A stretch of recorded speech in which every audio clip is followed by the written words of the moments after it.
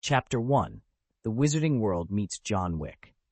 In the year 1991, at 6 Privet Drive, Little Winging, Surrey, the morning sunlight streamed through the windows of the second-floor room, casting warm rays onto the wooden floor. The rhythmic tapping sound was the only thing that interrupted the boy's focus as he meticulously sharpened his pencil. However, his concentration broke when a round shadow appeared on the floor. Upon recognizing the source of the shadow, he couldn't help but mutter to himself, "I've always known I was no ordinary person, but this is a bit much." The boy, an 11-year-old who stood a head taller than his peers, possessed a unique presence. Dressed in a small gray-blue vest suit, his appearance was accentuated by a golden pocket watch chain that lent an air of elegance, making the penknife in his hand appear as refined as a wineglass. Rising from his seat, he stepped from the shadows into the sunlight, which illuminated his black, smooth hair and highlighted his feather-like eyelashes as they cast flickering shadows. His reddish-brown eyes squinted slightly in the bright light, and beneath his delicate nose, his light red lips were pursed in slight discomfort. With his half-Slavic heritage, he lacked the freckles typical of European and American boys, giving him the appearance of a noble son straight out of a fairy tale. Carefully, he placed the pencils on the table, treating them as if they were pieces of art. John Wick's gaze then shifted to the window, where an owl impatiently knocked, eager to deliver a letter it held in its beak. This sight plunged John into deep thought. The presence of an owl wasn't unusual in itself, given the era's reliance on letter writing. However, an owl delivering mail was certainly out of the ordinary.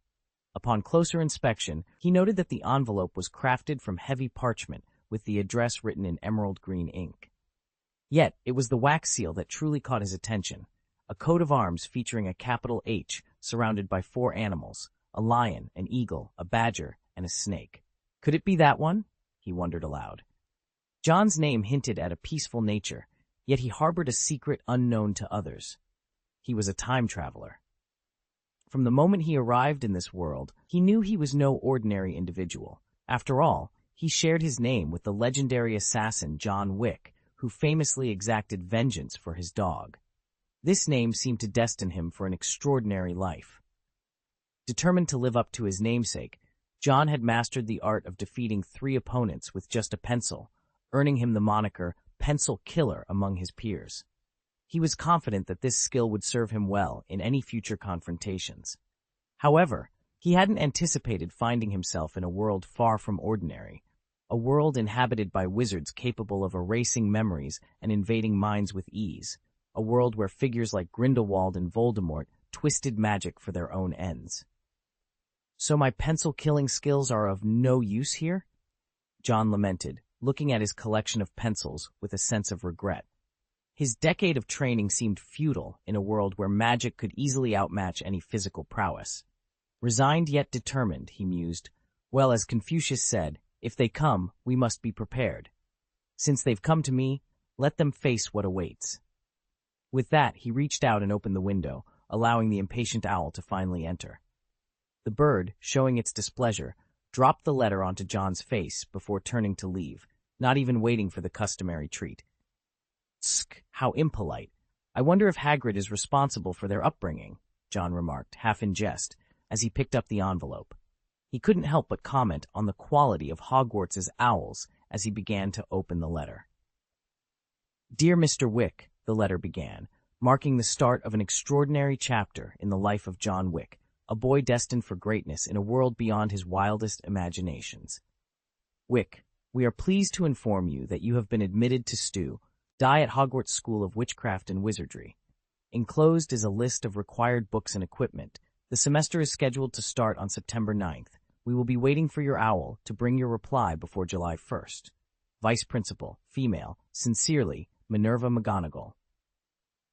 September 9th, there is still some time, John mused just as a voice echoed in his mind. Ding, a hidden corner of the world has been discovered, initiating a series of missions. Hogwarts. Indeed, Goldfinger. Those who traverse worlds often possess their unique advantages, known as golden fingers.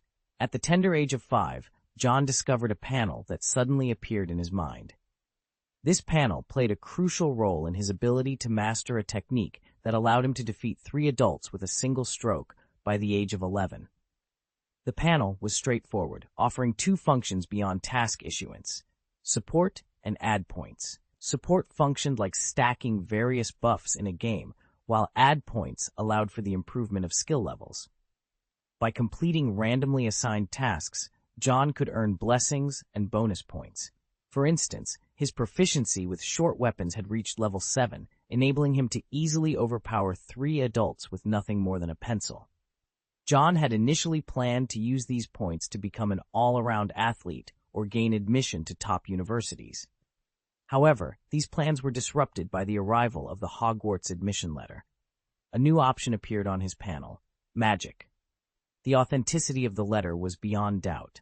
It was February, and John now faced the challenge of convincing his parents, the Wicks, to accept the reality of their son being a wizard.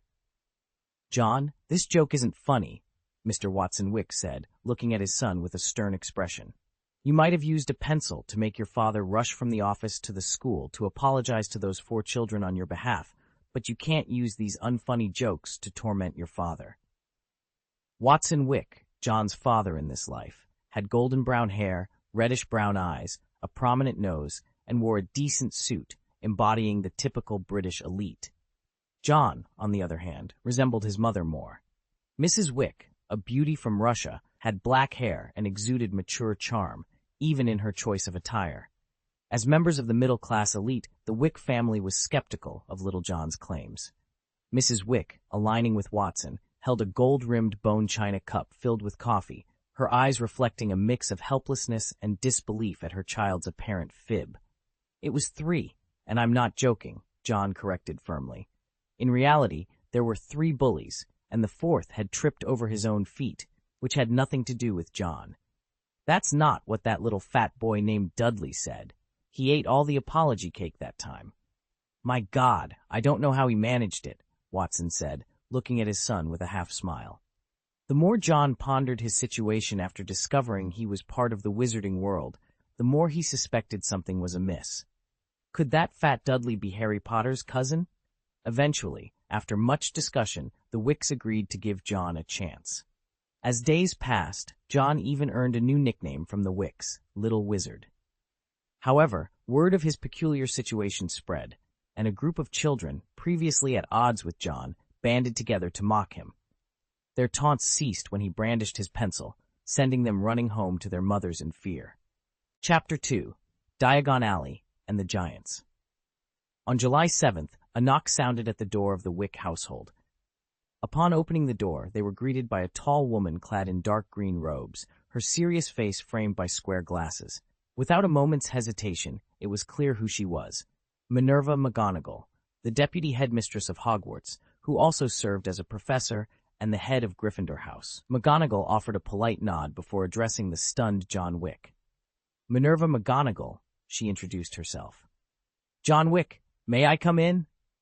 John, seeing a character from the books for the first time, couldn't help but return her greeting with a bright smile, eagerly inviting Professor McGonagall inside. The Wicks, who had harbored doubts about their son's tales, were equally taken aback.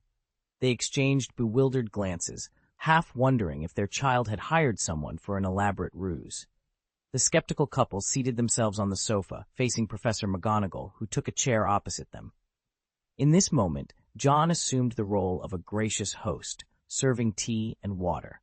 Mr. Wick was the first to break the silence, his tone laced with skepticism.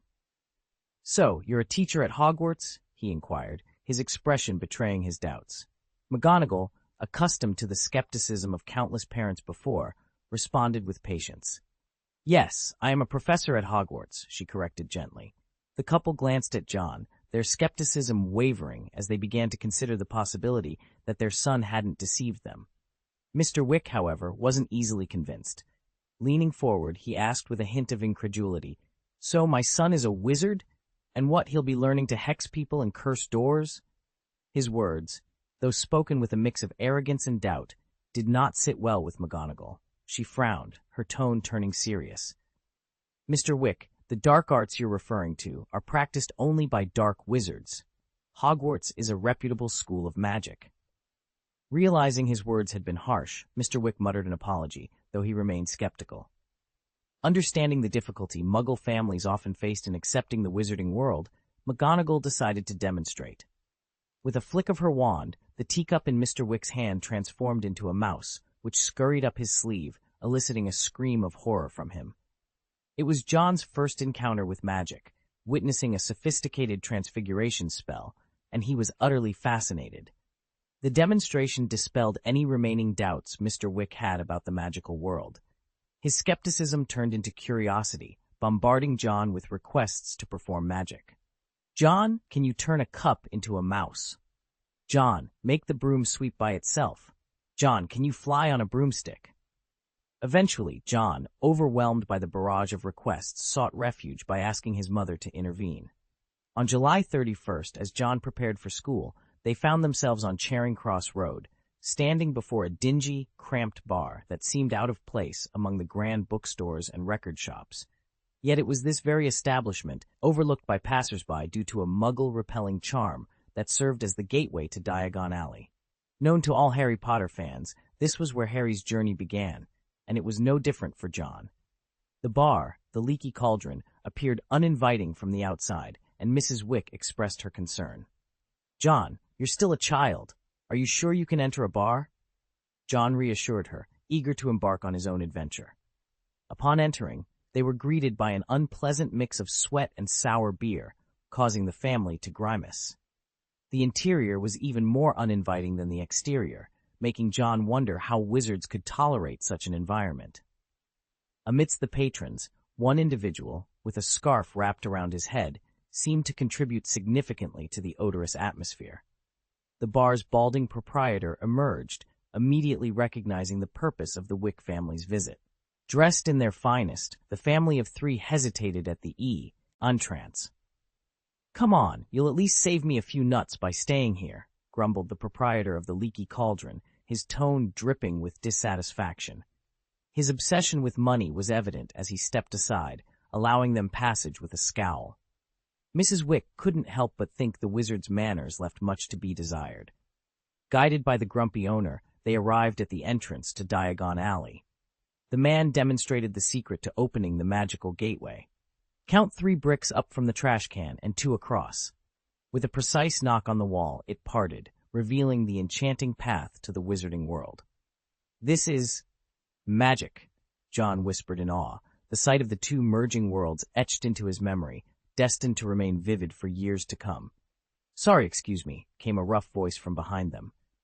They turned to see a towering figure, easily 3 meters tall, his oversized moleskin coat carrying the mixed scents of wild beasts and prolonged absence of bathing. Beside the giant stood a small boy, his thin frame accentuated by ill-fitting clothes, suggesting years of neglect.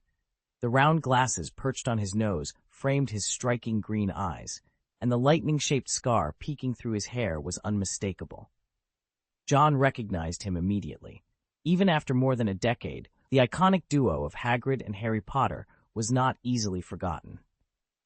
Hagrid and Harry, John murmured, his parents too stunned to speak. They had been amazed by the transformation of a cup into a mouse, but the sight of Hagrid's inhuman stature left them truly speechless. As the pair moved away, John reluctantly turned his attention back to his own agenda. Despite his desire to approach them, he knew it wasn't the right moment. There were supplies to be bought, and a visit to Gringotts was first on the list. Ignoring the confusing exchange rates at Gringotts, the Wicks exchanged £2,000 for 400 gold galleons. John couldn't shake off the feeling that the goblin's greedy smirk meant they'd been swindled. Nevertheless, armed with their galleons, they set off to explore Diagon Alley. Their wanderings took them past a display of dragon liver, awakening John's adventurous appetite. However, to the Wicks, it was nothing more than a grotesque sight, quickly bypassed. At Lion Bookstore, Watson narrowly avoided a nasty bite from the Monster Book of Monsters. John diligently purchased all the required textbooks, along with a few additional volumes about the wizarding world. Hogwarts, a history, captivated him, making it hard to tear himself away.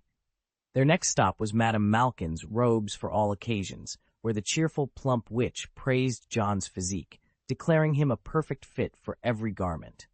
After their departure, Harry Potter would encounter the arrogant Draco Malfoy within the same shop. In the cauldron shop, John had to convince his father, Watson, not to buy an automatic stirring cauldron for his collection, fearing the chaos it would bring to their home. Watson's idea of using it as a stew pot was quickly vetoed by Mrs. Wick, ensuring the cauldron remained on the shelf. The visit to the apothecary was their last stop. The sight of bizarre ingredients floating in jars was too much for Mrs. Wick, who shielded her son's eyes, while Watson fought the urge to vomit, the memory of his breakfast bacon threatening to make a reappearance. The family left the apothecary in haste, eager to escape the unsettling sights. Their day in Diagon Alley was a blend of wonder and discomfort, a memorable introduction to the magical world that lay hidden within their own. Chapter 3. Wands and Gifts. Ollivander's Wand Shop, making fine wands since 382 BC. At their final destination, John approached the moment he had been eagerly anticipating. If there's one thing that quintessentially represents the wizarding world in the Harry Potter universe, it's the magic wand. Without it, even the likes of Voldemort would be rendered powerless. Ollivander's Wand Shop is renowned as the premier supplier of magical armaments in the wizarding world. John couldn't help but marvel. Truly extraordinary craftsmanship from 382 BC. Upon entering, John, with an air of maturity beyond his years, cautioned Mrs. Wick to keep a close eye on her overly curious husband. The shop, though small, seemed even more cramped due to the countless narrow cardboard boxes stacked high, each containing a magic wand. The thick layer of dust covering everything made John wonder how Mr. Ollivander could stand living in such conditions. Didn't the place ever get cleaned? As John surveyed the interior, Mr. Ollivander's gaze met his. "Good afternoon," Mr. Ollivander greeted, emerging from behind a mountain of boxes with a kind smile. "Hello, I'm here for a—" John began. "A wand, of course." "Everyone comes here seeking a wand," Mr. Ollivander interjected, still smiling as he approached. "Freshman at Hogwarts. What's your name?" "John Wick." "Very well, Mr. Wick. Which arm do you primarily use?" "My right hand. Though my left is quite adept as well," John explained, demonstrating his ambidexterity, a skill honed through 2.5 years of practicing pencil tricks to swiftly deal with threats from any direction. "Let's go with the left hand then," John decided after a moment's thought. Mr. Ollivander then proceeded to measure John with a tape measure that moved of its own accord, giving John the peculiar impression that he was being fitted by a tailor rather than selecting a wand. All wands are unique. It's not the wizard who chooses the wand, but the wand that chooses the wizard, Mr. Ollivander remarked cryptically after taking his measurements. He then retrieved a box from the shelf and presented John with his first option, a willow wand with a unicorn hair core measuring 7 3/4 inches. John, filled with excitement, took the wand and gave it a vigorous swipe, only to accidentally explode a wooden cabinet in the shop, sending splinters flying everywhere. The display of raw power left John stunned. "This one doesn't seem to be a match. Let's try another," Mr. Ollivander said calmly, replacing the wand and offering a mahogany one next. This time, a nearby paper box burst open upon John's handling. As time passed, none of the wands seemed compatible with John, who grew increasingly frustrated with each failed attempt. The shop, once orderly, was now in disarray, leading even Watson, who had been held back by his wife outside, to wonder if they were dealing in ammunition rather than wands. "Mr. Wick, with all due respect, I've never encountered a student as challenging as you," Mr. Ollivander admitted, his excitement growing with each failed attempt. "Ah, I remember now. There's one wand as particular as you are." With surprising agility for his age, Mr. Ollivander climbed the shelves and retrieved a dusty box. Blowing off the dust in a single breath, he revealed a wand made of red oak with a ptarmigan tail feather core, measuring 9 3/4 inches, described as springy and pliable. This wand, unique and selective, seemed to promise a perfect partnership with John, hinting at the extraordinary journey that lay ahead for the young wizard. With a smile, he reached out and took the wand from Ollivander, who handed it to John with an expectant look. It was as if he were watching his daughter walk down the aisle, filled with nervous anticipation. As John grasped the wand, an inexplicable thought struck him. This is the one. Feeling a connection deep within his soul, He raised his hand and waved the wand with elegance. Instead of an explosion, a soft fluorescent light emerged from the tip, gentle as a breeze, caressing his face like delicate bubbles. "That's it," Ollivander exclaimed, clapping his hands in joy, his face lighting up with a satisfied smile. "Every wand is like a wayward child. Finding its perfect match is the greatest joy." Turning to John, he added, "The red oak wand thrives in battle. It's the warrior among wands." "It seems it suits me better than a pencil," John replied with a smile, relieved he no longer needed to rely on the pencil tucked in his lining. He hoped the red oak wand would prove more durable, sparing him the fear of it breaking. The wand cost 7 galleons, which John paid before setting off to meet his parents. On the way, Watson, John's father, couldn't hide his fascination with the wand, even using it to conjure a morning glory bloom atop his wife's head. John quickly reclaimed his wand, wary of his father's playful antics. "By the way, I still need to buy an owl," John remembered suddenly, slapping his forehead. The realization hit him that without an owl, he'd be stuck using Hogwarts communal ones, and the thought of dealing with a grumpy owl made purchasing his own seem like a wise choice. At the Elop's Owl Emporium, the cacophony of hoots and the smell of owls and their droppings overwhelmed Mrs. Wick, who stepped outside for fresh air. Amidst the chaos, John's eyes were drawn to a snowy owl, which he immediately chose and named Basil. Basil, with his round face and curious eyes, seemed eager to imprint the image of his new master in his memory. Back home, Watson's playful side emerged as he took various pictures with John's wand, much to Mrs. Wick's amusement. She watched her husband with a mix of exasperation and affection, reminiscent of a parent watching over a child who refuses to grow up. Meanwhile, Harry Potter received his own snowy owl, which he named Hedwig, marking one of his happiest days. John's excitement was palpable when Mrs. Wick presented him with a moving gift box. Instinctively, he drew his wand, ready for anything. To his surprise, a puppy emerged, its large ears and brown and black fur identifying it as a beagle. The puppy's enthusiastic licks on John's face immediately showcased its affectionate nature. Mrs. Wick, watching the heartwarming scene, leaned into Watson and shared, "Your father and I thought a spider or a mouse wouldn't be suitable for school. This little one is our gift to you as you start this new journey." Watson silently agreed, his actions suggesting the idea was primarily his wife's. Despite his newfound fascination with wizardry, Watson didn't see the appeal in bringing a mouse to school, though he humorously considered it. John, sharing his father's adventurous spirit, felt a Gryffindor's courage in his heart. "Thank you, Mom. I agree. A mouse wouldn't have been the best choice," he said, grateful for the thoughtful gift. The memory of a certain greasy, middle-aged man who transformed into a mouse in the Harry Potter series made him all the more appreciative of the puppy. As the puppy wagged its tail energetically, Mrs. Wick encouraged John, "Give your pet a name.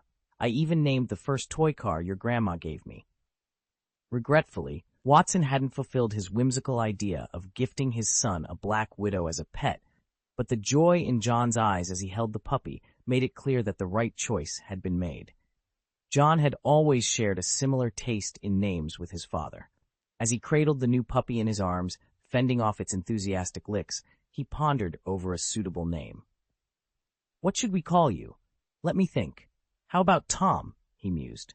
He quickly clarified with a chuckle, "This Tom is from Tom and Jerry, definitely not named after Voldemort's real name." And so, John named his first dog, embracing the beginning of countless adventures with Tom by his side. Chapter 4. The Minister of Magic and the Juggernaut, September 1st. The Wick family was at King's Cross Station, sending their son off. Watson, clad in a suit and leather shoes, clutched an address in his hand, scrutinizing it repeatedly to ensure its accuracy. 9 3/4? Despite having lived in England for years, Watson had never encountered such a platform at King's Cross. The family roamed aimlessly, unable to locate it. John, observing Watson's unwavering determination, couldn't help but feel amused. He had volunteered to witness the legendary wizarding trains, driven by a muggle's inevitable curiosity towards magic. Having familiarized himself with the story, John knew exactly where to look and found the concealed entrance between platforms 9 and 10. With a wave goodbye to his father, John confidently approached the barrier and, to his father's astonishment, vanished through it.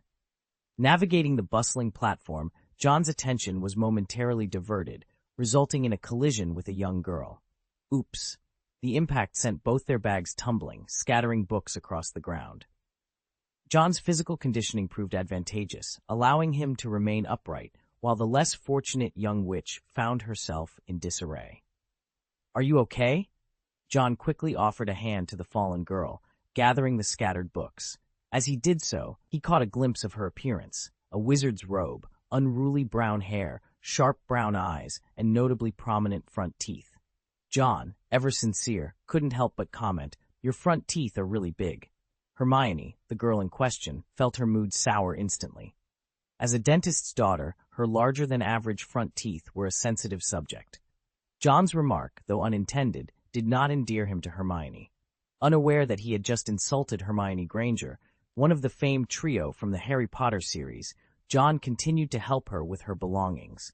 His smile was genuine, but Hermione was not in the mood to appreciate it. "Thank you," she muttered, quickly pushing her luggage away from the awkward encounter. John mistook her haste for shyness, brushing his hair back and remarking to himself with a mix of sadness and narcissism, "I'm so damn charming." On the train, John found himself in an almost empty carriage, gazing out the window. He recalled that today was supposed to mark the first meeting between Harry Potter and Ron Weasley. Unfortunately, he missed witnessing the iconic moment. "Excuse me, can I sit here?" A timid voice broke his reverie. It belonged to a boy with a round face dotted with freckles, his expression nervous and unsure. John smiled warmly. "Please, sit down." Neville Longbottom, relieved by the invitation, took a seat opposite John. He quickly realized that the boy before him, with his delicate features and a brown woolen sweater, exuded an air of confidence. John's wand moved between his fingers with ease, reminiscent of a snake obeying its master. Sitting with John, Neville felt an odd mix of intimidation and fascination, wondering what sort of person he had just encountered. Across from Neville sat a cowboy, casually spinning a revolver in his hand. Neville, timid as ever, shrank into a ball and pressed himself against the car window, trying to make himself as inconspicuous as possible. Suddenly, his pet toad, Trevor, leaped out, prompting Neville to quickly grab him, fearful of causing any offense. He sneaked a glance at John, the cowboy, and upon noticing John's gaze on him, Neville quickly averted his eyes, worried he had angered the man. However, John's attention was actually on the toad, which stirred memories within him. "A toad? I recall someone in Harry Potter had such a pet," John mused, remembering the few details he could from the series. Among those memories, the name of Neville Longbottom stood out, known as the Hogwarts Juggernaut. Stretching out his hand with a friendly smile, John introduced himself. "Hi, my name is John Wick." Nervously, Neville replied, My name is Neville Longbottom." John internally acknowledged Neville's significance, considering him a true Gryffindor and a potential son of prophecy, as some online theories suggested. He believed in the idea of dual saviors, recognizing that both Harry and Neville played indispensable roles in defeating Voldemort. Yet, he kept these thoughts to himself, causing Neville to worry about the silence that followed his introduction. Just then, a confident voice interrupted their quiet, "Can I sit here?" Hermione Granger, with her curly hair and prominent front teeth, appeared. Neville, eager to ease the tension, quickly invited her to join them. Hermione, recognizing John from an earlier encounter that day, felt a twinge of annoyance remembering his comment about her teeth. The atmosphere grew tense once more until Hermione, extending a hand towards Neville, introduced herself in a softer tone, Hermione Granger. Neville, relieved by the break in silence, introduced himself in return. John, realizing the girl with the big front teeth was Hermione from the Protagonist group, introduced himself as well. Hermione, curious about Neville's magical background, bombarded him with questions about magic. John, observing Neville's discomfort, intervened, explaining that magical talent varies greatly among individuals, mentioning his own Muggle background to put Hermione at ease. This sparked a conversation between John and Hermione, bridging the gap between them and lightening the mood in the compartment. Their discussion veered into various topics, from the differences between Muggle and Wizarding worlds to the nuances of magical education. John's unique perspective as a Muggle-born wizard fascinated Hermione, who was always eager to learn more about the magical world. Neville, now feeling less pressured, listened intently, occasionally contributing to the conversation. As the train journeyed towards Hogwarts, the trio formed an unlikely friendship, united by their shared experiences and curiosity about the magical world. John's presence, initially intimidating, became a source of comfort and camaraderie for Neville and Hermione, setting the stage for their adventures at Hogwarts. As they journeyed through the Wizarding world, the group found themselves frequently turning to Neville, a local, for insights. The atmosphere within the carriage grew warmer with their conversations. However, amidst their chatter, Neville realized his toad was missing. Hermione, ever helpful, volunteered to accompany Neville in search of his toad. Before departing, she turned to John, inquiring if he wished to join them. John, lounging comfortably and contemplating where to take his next bite from the chocolate frog he had just purchased, felt too content to move. With a casual wave of his hand, he declined. "I think I'll stay here in the carriage. We wouldn't want anyone thinking it's empty and taking our spots." Hermione nodded, finding logic in his words, and together with Neville, she left to search for the missing toad throughout the train. Chapter 5. The Meeting of Three Young Wizards and Arrival at Hogwarts. After their departure, Neville and Hermione didn't return until the train had already started moving. Neville was visibly excited, albeit a bit incoherent, causing John to be momentarily confused. However, Hermione, with a tone of clarity, informed John, "Harry Potter, the boy who's known as the savior in the stories, is also on this train." Reflecting on her encounter with Harry Potter, Hermione couldn't help but lift her chin in a somewhat prideful manner, remarking, "The so-called savior didn't seem all that remarkable to me." Neville, however, was quick to defend Harry, saying, "But my grandmother always said that Harry Potter was the one who defeated you-know-who and saved the Wizarding world." This sparked a debate between the two, while John, upon hearing this, realized the significance of the moment he had missed, the iconic meeting of these three young wizards on the train. He couldn't help but feel a twinge of regret for not witnessing it firsthand. The journey continued for several hours, and by the time they arrived at Hogwarts, it was already dark. At Hermione's urging, John had changed into his school uniform robe, which, coupled with his natural appearance, lent him an air of mystery. As they disembarked, John caught sight of Hagrid's towering figure through the window, easily identifiable by the lantern he held aloft in the darkness. The sight of Hagrid's immense stature was a source of amazement for the first-year students, while the older students filed out in an orderly manner, led by the prefects. Among the crowd, John noticed a boy with distinctive red hair standing next to Harry, unmistakably a Weasley. Led by Hagrid, the group of first-year students made their way towards Hogwarts, crossing the Black Lake by boat. During this time, John reminded Neville, "Have you managed to find your toad yet?" Neville, momentarily taken aback and having been distracted by the excitement of seeing Harry, realized he had yet to find his toad, Trevor. The realization brought him to the brink of tears, given that they were now all aboard the boat and Trevor was still missing. John, however, remained calm, remembering that Neville's toad would eventually turn up at the gates of Hogwarts. This curious incident from the movie had always intrigued John, leading him to wonder if Trevor possessed some magical creature lineage, given the mysterious circumstances of his disappearance and reappearance. As they neared the castle, Hagrid's booming voice instructed them to look down, causing Hermione and Neville to duck instinctively, though John did not. They soon realized that the warning was unnecessary for anyone other than Hagrid, given his size. Upon their arrival at Hogwarts, the ancient and mysterious castle loomed before them, its presence magnified by the darkness of the night.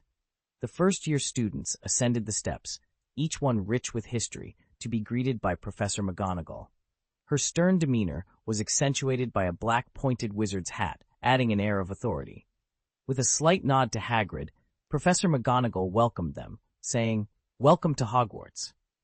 At that moment, John received a system prompt, signaling the start of his first year at Hogwarts with a mission to complete. As he absorbed this information, a transparent panel appeared before him, displaying his current magical abilities and skills, a reminder of the journey and challenges that lay ahead in this new and magical world. John had dedicated a month to mastering the magic unlocking spell, achieving level 3 proficiency. This advanced level allowed him to unlock even the safe his father had secretly hidden from his mother, revealing a pistol inside, to which he added a level 1 thermal weapon attribute. Meanwhile, Professor McGonagall was introducing the 4 Hogwarts houses, but John, already familiar with this information, paid little attention. The scene shifted when Neville, spotting Leffy on the stairs, shouted in surprise and dashed towards him, using a ripple of laughter among the young wizards, and leaving Neville to sheepishly rejoin the group. As McGonagall departed to attend to the sorting ceremony, Draco Malfoy, with his slicked-back hair, displayed an immediate fascination mixed with rivalry towards Harry Potter. It seems the rumors on the train were true. Harry Potter has arrived at Hogwarts, he remarked, flanked by his loyal followers, Crabbe and Goyle. Introducing himself with a blend of pride and arrogance characteristic of pure-blood nobility, Malfoy's demeanor was exactly what Ron Weasley despised, prompting a sneer from Ron that was quiet yet audible to Malfoy. Malfoy, recognizing Ron as a member of the Weasley family, mocked him for his hand-me-down robes, a sore point for Ron given his family's financial constraints and the necessity to reuse his older brother's clothing. Malfoy then turned his attention to Harry, attempting to ingratiate himself by insinuating the superiority of certain wizarding families and offering his friendship as a guide to navigating those social waters. John, observing this exchange, felt a surge of discomfort at Malfoy's words, which disparaged any wizard not of pure blood. Harry, however, firmly rejected Malfoy's offer, valuing his ability to discern right from wrong on his own. This refusal left Malfoy momentarily embarrassed, a moment John witnessed with a shake of his head, thinking, "Little Malfoy, friendship isn't one like this." As John moved closer to Neville, with Hermione following, concerned that John's anger might lead to a physical altercation on their very first day, her worries proved unfounded. McGonagall soon returned, leading them into the Great Hall, a magnificent space lit by hundreds of floating candles and featuring the night sky above. The hall was divided among the 4 houses, each represented by their colors: Gryffindor in red and gold, Ravenclaw in blue and gray, Slytherin in green and silver, and Hufflepuff in yellow and black. The large hourglasses displaying the house points caught the attention of the newcomers as they made their way in. Hermione, chattering excitedly about Hogwarts a history next to John, left him feeling somewhat overwhelmed by her enthusiasm. It was clear that the first day at Hogwarts was going to be full of surprises and new experiences for all of them. John and the other 2 couldn't help but feel sympathy for Hermione in the beginning.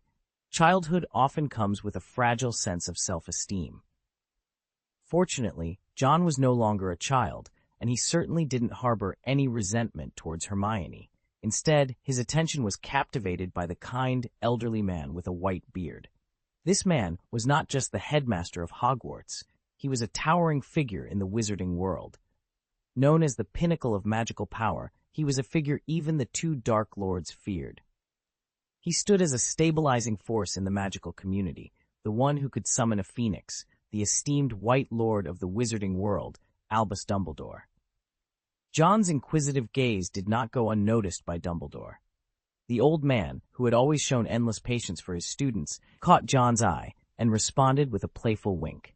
Chapter 6: Sorting and Fighting. Dumbledore had just announced a new mission, cautioning everyone about the dangerous corridor on the right side of the 4th floor. John couldn't help but think it was a clear invitation for the more curious students to investigate. The sorting ceremony began with Hannah Abbott, who was promptly sorted into Hufflepuff. When it was John's turn, Hermione, already sorted into Gryffindor, watched him with anticipation. The thought of being separated from friends was unwelcome to anyone. "John Wick," Professor McGonagall called out. John stepped forward, his smooth black hair and exquisite features complemented by his perfectly tailored wizard robe. The girls, not as precocious as those from his homeland, whispered among themselves, their faces flushed with admiration. Approaching the sorting hat, John noticed a spider crawling on its brim and recoiled in disgust. The hat's unkempt appearance was off-putting. Surely Professor McGonagall wasn't comfortable handling it? As the sorting hat was placed on his head, it immediately voiced its displeasure. What a disrespectful little wizard, as arrogant as one from Slytherin. John was taken aback, not expecting the hat to be aware of his thoughts. Curious, he asked, "Is this legilimency?" "Legilimency? You know of such advanced magic?" "Unfortunately, that's not within my capabilities." The sorting hat responded.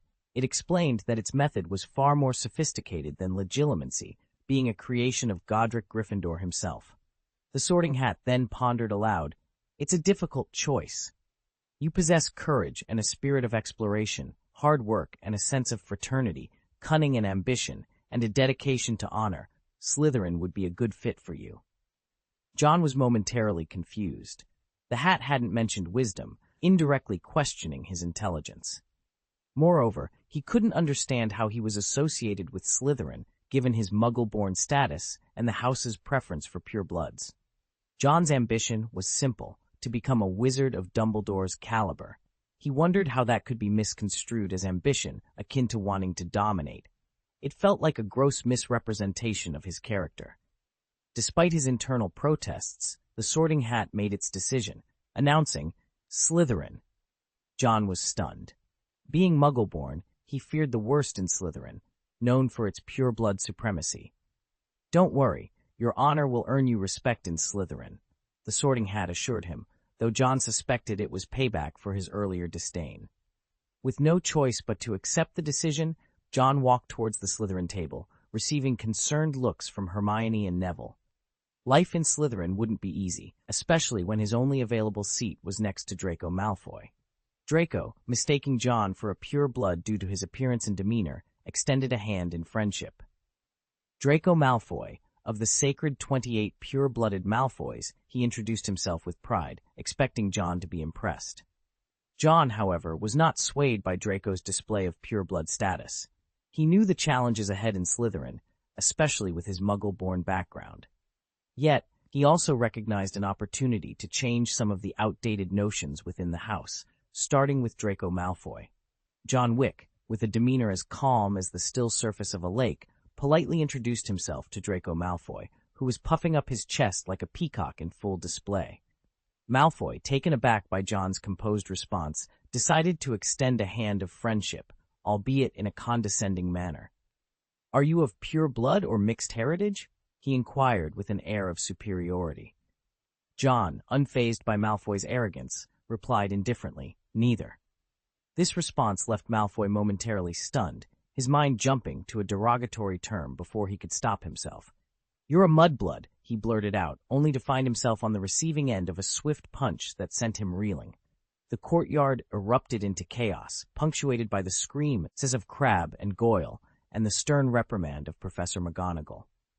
Malfoy's first day at Hogwarts ended in the school infirmary. By the first Thursday, John had already become a topic of conversation throughout Hogwarts.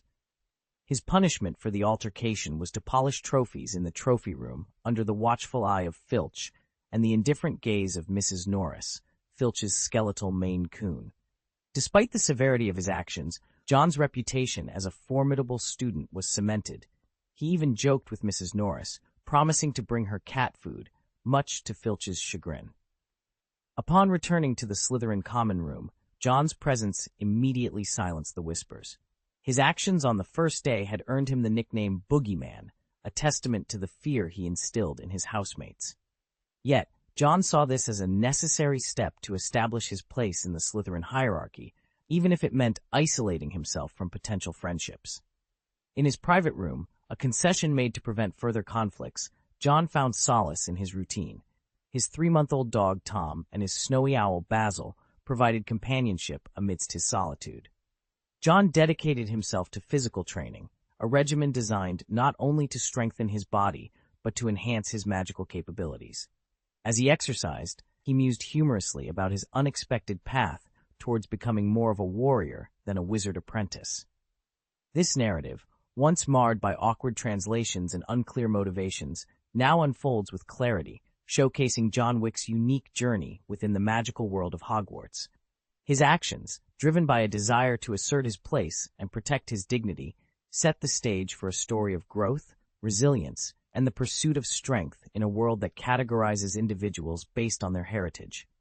After his workout, John examined his noticeably larger muscles, pondering whether it was common for a freshman to boast an 8-pack.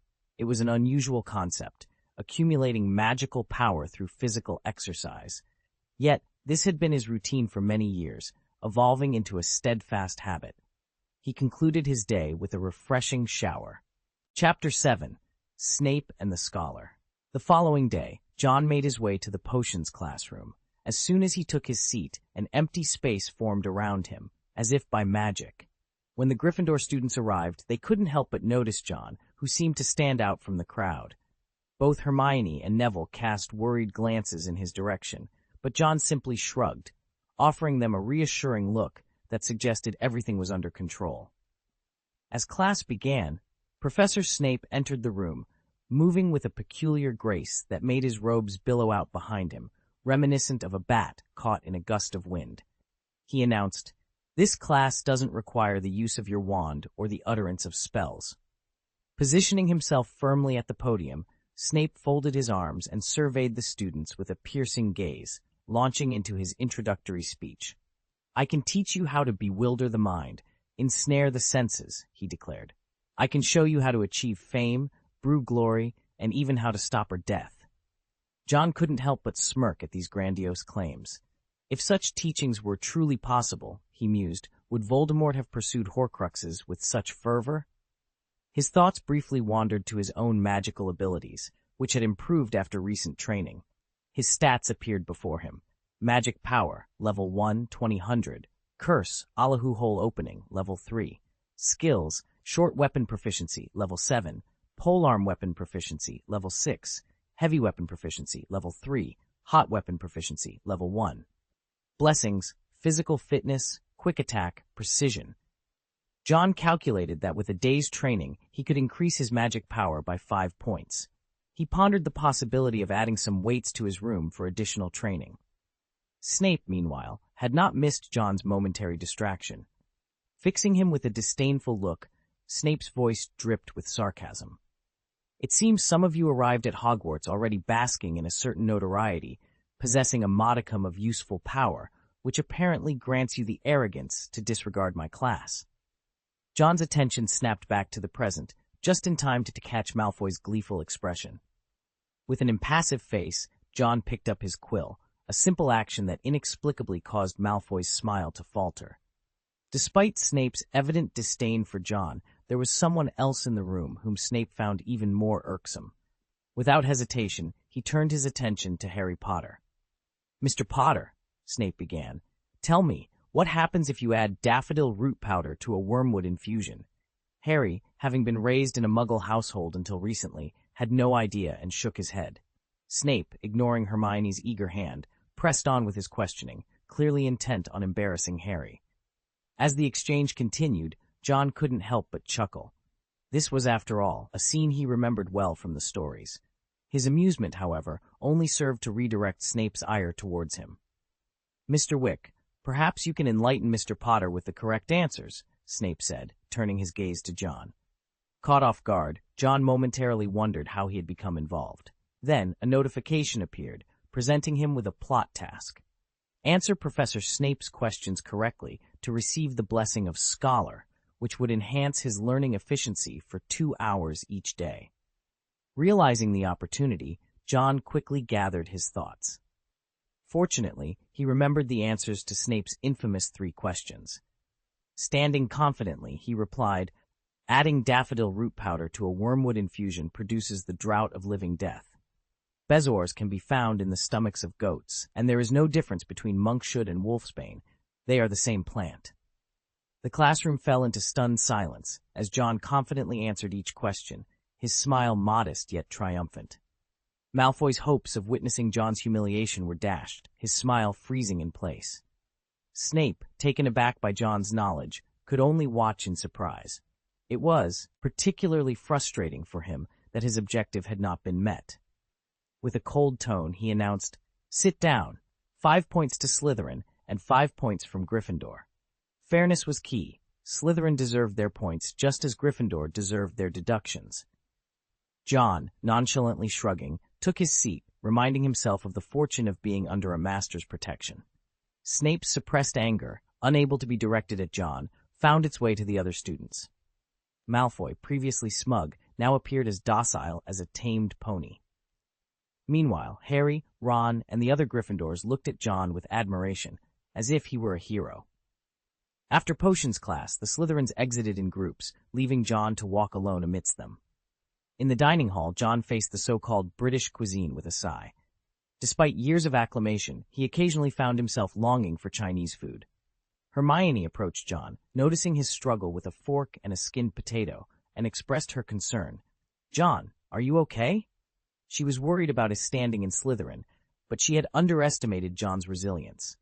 Pondering why anyone would bother eating potato skins, John responded casually, "Of course, can't you see they're all afraid of me?" However, to reassure Hermione, he decided to confront Malfoy. Catching sight of Malfoy, John called out to him. Malfoy stopped, eyeing John warily and instinctively stepping back. Embarrassed by his own reaction, Malfoy snapped, "Wick, what do you want?" "If you dare to say it, I dare to send you back to the hospital wing," John replied with a disarming smile, which only made Malfoy stiffen. John clapped him on the shoulder, adding, "Don't worry, I'm not a monster. We're all classmates here. There's no need for hostility." Crabbe and Goyle, Malfoy's companions, visibly shuddered and nodded in agreement at John's words. Malfoy, glancing at his two lackeys, called them idiots before addressing John. "I refuse to be your friend. Don't think you can act superior just because you bested me in a surprise attack. True wizards settle their scores with magic, not fists," John, withdrawing his hand, proposed. "Fine. Let's have a proper duel, then. Nobles like you enjoy duels, don't they? I'll oblige." The reminder of their last encounter made Malfoy visibly panic, his neck still aching from the memory. Without another word, Malfoy turned and left in a huff. John returned to his seat, assuring the astonished Hermione, "See, everything's fine." Hermione, still processing the exchange, nodded. Though she found John's approach unconventional, she shifted the conversation to potions, a topic that quickly overwhelmed John. He hastily finished his meal, leaving the potato skin untouched, and excused himself, feeling out of place among the few he knew and the many he didn't. As owls flew into the great hall, delivering messages and packages, Neville received a memory ball. Hogwarts offered a unique rhythm of life, with short class periods, ample rest, and weekends off. John took advantage of this schedule to exercise by the Black Lake, carrying a stone the size of a human head on his back, reveling in the tangible sense of his increasing magical power. It felt like leveling up in a game. Aware of the dangers lurking within the Harry Potter world, John remained vigilant. He had encountered Professor Quirrell that week, the man's foul stench leaving a lasting impression. Although John's knowledge of the series was primarily from the movies, with much of the original plot forgotten, he vividly remembered Quirrell's secret, the presence of Voldemort. He hadn't recognized Quirrell at the Leaky Cauldron, but now the truth was unmistakable. Yet John wondered how the story would unfold from here, given his limited recollection of the events to come. The thought of how even the formidable Dark Lord could tolerate such a foul stench lingered in John's mind. He couldn't recall all the details, but he vividly remembered that Quirrell, ultimately possessed by Voldemort, was defeated by Harry. John must said to himself, "This danger cannot be overlooked. We must enhance our strength at the earliest opportunity." He understood that reality was far removed from fiction, where even the slightest peril could prove deadly. Discarding the stone he had been idly toying with, John glanced at his soiled clothes and pondered where he might acquire some weight training equipment. His resolve to strengthen himself was clear. He knew he couldn't afford to be unprepared. The second week of school ushered in another remarkable experience in the wizarding world: flying lessons. Flying lessons were anticipated with a mix of excitement and anxiety by the students. For many, it was their first real taste of magic that allowed them to break free from the constraints of the ground. The open sky represented a world of possibilities, and the thought of soaring through the air was exhilarating. As the students gathered on the field, broomsticks laid out in neat rows before them, The air buzzed with nervous energy and eager anticipation. John stood among his peers, his thoughts momentarily drifting away from the dangers that lurked within the castle walls. Here, in this moment, he was just another student, eager to learn and experience the joy of flight. The instructor, a seasoned witch with years of flying experience, began the lesson with a demonstration. She explained the basics of broomstick control with a clarity and precision that captivated the students. John watched intently, absorbing every word and movement, understanding that mastery of flight could be another tool in his arsenal. As the lesson progressed, the students took turns attempting to mount their broomsticks. Some managed with a natural grace, while others struggled with the initial awkwardness of bonding with their magical conveyance. John approached his broomstick with determination, whispering the command to rise with a confidence that belied his inexperience. To his delight, the broomstick leapt into his hand, a perfect extension of his will. The thrill of the first ascent was indescribable. The ground fell away, and the cool air rushed past, a tangible reminder of the freedom that flight offered. John maneuvered his broomstick with cautious enthusiasm, each turn and ascent a learning experience. He felt a sense of liberation, a temporary escape from the weight of the dangers he knew they all faced. As the lesson drew to a close, the students descended back to the earth, their faces alight with the joy of their newfound skill. John touched down, a sense of accomplishment filling him. He knew that the path ahead was fraught with challenges, but moments like these served as a reminder of the wonders of the wizarding world, a world worth protecting. Determined more than ever, John resolved to continue strengthening himself, not just in body, but in spirit and skill. The dangers ahead were real, but so were the opportunities for growth and the bonds of friendship forged in the face of adversity. Chapter 8. Flying and Dueling. Old broomsticks were scattered at the feet of each young wizard as Mrs. Hooch, dressed impressively, began her flying lesson. She urged everyone to exercise caution, yet an incident was inevitable. Neville, struggling to control his broom, shot up into the sky, only to come crashing down, his remembrall tumbling from his grasp. Despite the fall being somewhat cushioned, Neville still ended up with a broken arm. Mrs. Hooch, prioritizing Neville's well-being, escorted him to the infirmary, leaving the rest of the students behind. The students from both houses exchanged wary glances. Draco Malfoy seized the opportunity to taunt Harry by picking up Neville's remembrall. His provocation, however, inadvertently revealed Harry's natural talent for flying to Professor McGonagall. Meanwhile, John, choosing not to engage in the brewing conflict, struggled with his own broom. After several attempts, he finally managed to take flight. Hermione, ever the rule follower, advised against emulating the rule breakers, but to no avail, and could only watch in frustration as John's initial wobbly flight stabilized. Snipe increases the flying speed of the broom and enhances control. Is this really happening? John marveled at his newfound stability and freedom in the air. Snape, happening upon the scene, observed John's performance with a cold snort before departing. The ability to fly, a long-coveted human dream, was now within John's grasp. He flew with such reluctance to land that he stayed airborne until the very end of the lesson. At dinner, John encountered Malfoy, who, bolstered by his cronies, shed his earlier timidity. "Wick, fancy a duel with me? I challenge you. Meet me at 11:30 tonight in the trophy room on the 3rd floor," Malfoy declared arrogantly before strutting away with his entourage. John watched them leave, bemused, and muttered, "This kid must have been inspired by Liang Jingru's songs to be so bold. Doesn't he know about my cleaning duties in the trophy room?" Armed with a bag of cat food from Mrs. Wick, John proceeded to his usual cleaning duty in the trophy room. Mrs. Norris, the cat, greeted him with her glowing red eyes. Over time, John had grown familiar with Mrs. Norris, and he fed her before starting his cleaning task. Afterward, he gently combed her fur, to which she purred in contentment.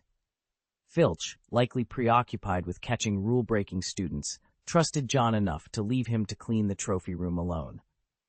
"I'll see what Malfoy is up to," John thought, curious about Malfoy's challenge, but not overly concerned since he was already there for cleaning duty. At 11:30, instead of Malfoy, whispers heralded the arrival of 4 individuals. Harry, Hermione, Ron, and a bandaged Neville stumbled upon John. Both parties were surprised by the encounter. "Why are you here?" John inquired, puzzled. Harry, equally confused, responded, "Malfoy invited us here. Are you working with him?" John, taken aback by the accusation, replied, "Do you really think Malfoy's actions at the start of term were without motive?" This left Harry speechless, and the realization dawned on them. "We've been tricked by Malfoy," Harry exclaimed in frustration. Ron added, "That despicable Slytherin. John, no offense meant to you." With the memory of John's brave stand against 3 opponents at the start of the school year, the group found themselves inadvertently united by Malfoy's deceit. John Wick had become an anomaly at Hogwarts, the only Slytherin whom Gryffindor students admired. When the 4 houses discussed John, their unanimous opinion was disbelief at the Sorting Hat's decision. "He's clearly a Gryffindor," they would say. Even the Gryffindors themselves, including the Weasley twins, joked that the Sorting Hat must have been too dusty, impairing its vision, and even attempted to clean it with detergent. During one of their late-night adventures, John, Harry, Hermione, and Neville were almost caught by Filch, thanks to a tip-off from Malfoy. Without a moment's hesitation, Neville and Hermione grabbed John's hand, pulling him along in their flight, embodying the true Gryffindor spirit of bravery, albeit a bit recklessly. John, caught in the whirlwind, had no choice but to run with them, even saving Neville from a potential fall in the process. As they fled, with Filch and his ever-alert cat, Mrs. Norris, on their heels, John couldn't help but feel betrayed by the cat, despite all the cat food he had given her. They managed to escape to the Charms classroom, where, out of breath, they leaned against the cold walls. John, however, remained unfazed, a testament to his physical strength over magical exhaustion. Hermione, gasping for air, managed to say, "Malfoy tricked us. He never planned to meet you. He set us up for Filch."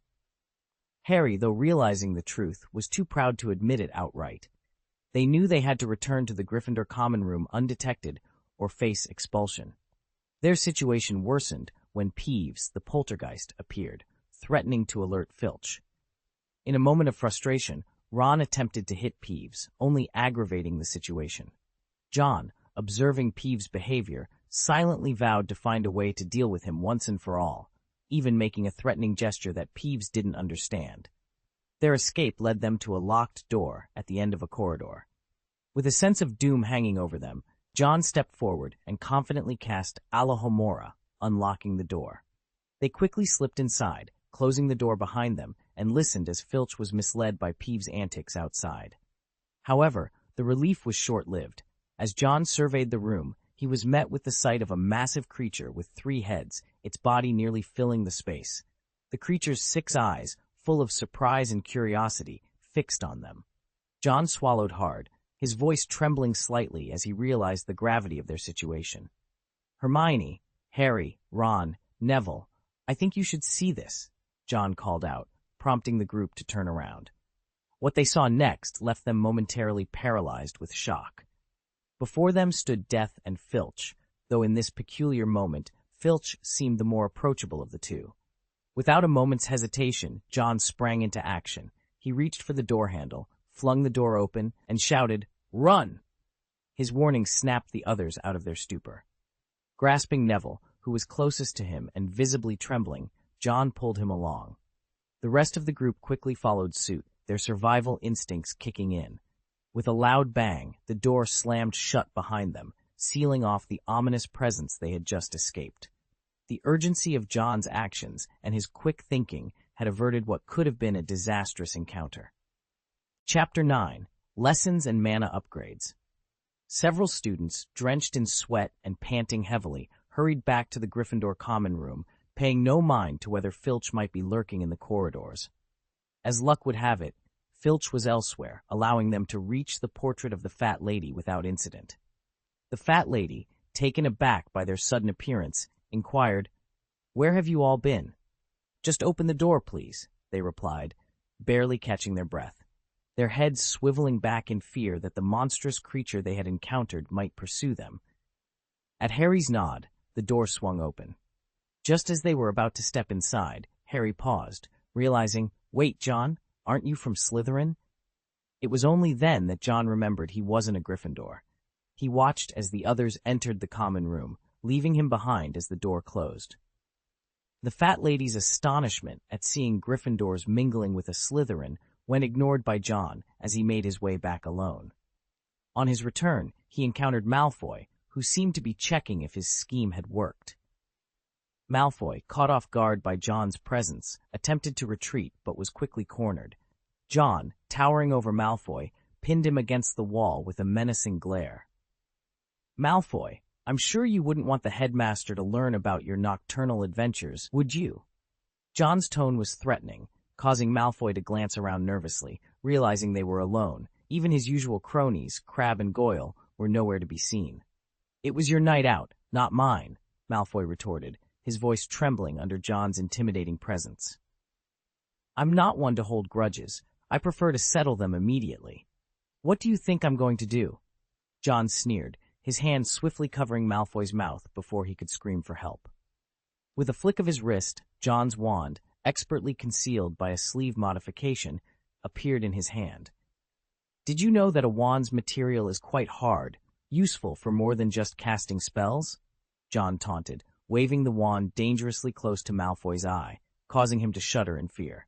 "Shh, keep quiet. We wouldn't want Filch to hear us, would we? His office is full of torture instruments for punishing students," John whispered menacingly, making Malfoy regret ever crossing paths with him. Suddenly, John delivered a swift punch to Malfoy's stomach, leaving him gasping for air and doubled over in pain on the floor. "Remember, don't even think about crossing me again," John warned, looking down at the writhing Malfoy. After a few steps away, John's conscience got the better of him. He couldn't bear the thought of Slytherin losing more points if Filch caught them. "We're all from the same house. There's no need for this hostility," John said, offering a hand to help Malfoy up. Malfoy, pale and in pain, could hardly believe the turn of events. John continued, "We're all Slytherins. There's no reason we can't get along. As long as you don't bother me, I won't bother you. We might even become friends." John saw Malfoy as nothing more than a spoiled, pure-blooded child, not worthy of his anger unless directly provoked. Upon reaching the Slytherin common room, John muttered the password to the stone wall, which slid open to reveal the entrance. He helped Malfoy onto a sofa inside the dimly lit narrow lounge, adorned with bones and bronze, reflecting the house's dark aesthetics. Despite their differences, John's actions hinted at a possible reconciliation, or at least a truce, within the house, setting the stage for future alliances and perhaps a change in Slytherin's internal dynamics. The lounge was adorned with dark, swirling decorations, casting an eerie, cold shadow over the room. Outside, the Black Lake glistened under the moonlight as a giant squid glided past the window, adding to the mysterious ambiance. John turned to Malfoy, his voice low. "Remember what I said. We may not be friends, but there's no need for us to be enemies." Malfoy, clutching his stomach, looked at John, puzzled by the extent of his words. With a dismissive wave, John didn't elaborate further and retreated to his room. After a rigorous day of training, John's magical power had increased to 65. He was close to advancing to the next level. Following his nightly routine, he washed up and lay in bed, his mind wandering to the three-headed dog and the trapdoor it guarded. He recalled something about music being its weakness. As he pondered this, sleep eventually overtook him. The next morning, Malfoy passed by John without the usual provocation, seemingly taking John's words to heart. Meanwhile, Harry and Ron were deep in discussion about the secret beneath the trapdoor, connecting it to the recent Gringotts break-in and the mysterious bag they saw with Hagrid. Their conspiracy theories grew wilder by the minute. Hermione, still upset from a previous argument with Harry and Ron, sought solace with John, venting her frustrations. "Can you believe those two? We nearly got killed by that dog, and they found it amusing," she fumed. John listened patiently, accustomed to her rants. Neville, seeking comfort in John's presence, joined them, grateful for John's intervention the day before, which likely saved him from a grim fate. It was an unusual sight, Gryffindors and Slytherins mingling together in harmony. After breakfast, John stuck to his rigorous daily schedule, which included running, push-ups, and studying, with occasional visits to the Forbidden Forest with his pets, Tom and Basil. Despite a close call with Hagrid, John's adventures only deepened his connection with the magical creatures of the forest. Ding, magic power upgrade successfully. Current magic power level 2. While jogging by the Black Lake, John wiped the sweat from his brow and smiled, pleased with his progress. Finally upgraded. Now I can start training with spells. With his magic power now at level 2, he was eager to learn new spells beyond the simple unlocking charm he had mastered. Blessed with an exceptional learning ability, John quickly mastered the levitation charm before the charms class even began. Holding his wand, he focused on a fallen leaf. Wingardium Leviosa, he chanted, and the leaf gracefully lifted into the air, guided by his newfound magical strength. Magic power level 2. Spells, Alohomora, level 3. Levitation charm, level 1. Skills, proficiency in short weapons, level 7. Polearms, level 6. Heavy weapons, level 3. Firearms. Blessings, enhanced physical fitness, quick reflexes, precision, academic excellence, piloting skills, endurance running. Though it was a simple levitation of a leaf, John's achievement filled him with a sense of accomplishment and a bright smile. He was eager to see what other magical feats he could achieve with his enhanced abilities. He also shared his unconventional preference with the restricted area. Unlike most, he found electric welding more intriguing than the levitating spell. Indeed, he pondered, if one desired to venture into the restricted area, the upcoming 2 months presented a prime opportunity. Following the completion of the nocturnal expedition, survival alone would suffice to claim the mission rewards. Given the penalty imposed upon him, it seemed only logical to undertake a cleanup mission in the restricted area, didn't it? Chapter 10, Transfiguration and the Tabier. On Monday, there was a Transfiguration class scheduled. John woke up to the sight of Tom's enthusiastic licking. Groggily, he walked over to the table, scooped a generous portion of dog food for Tom, and then proceeded to freshen up. As he stared at his reflection in the mirror, a nagging feeling suggested he was forgetting something important. Suddenly, it hit him. Oh no, today is Transfiguration class. He had stayed up late the previous night for a swim and had fallen asleep immediately upon returning, exhausted from the exercise. In his rush, he noticed the alarm clock on the floor, covered in Tom's saliva. No wonder I didn't hear the alarm. Tom must have thought it was a chew toy. After donning his wizard robes, John found the Slytherin common room deserted. As he walked through the hallway, he couldn't help but envy the Weasley twins for their knack for finding convenient shortcuts.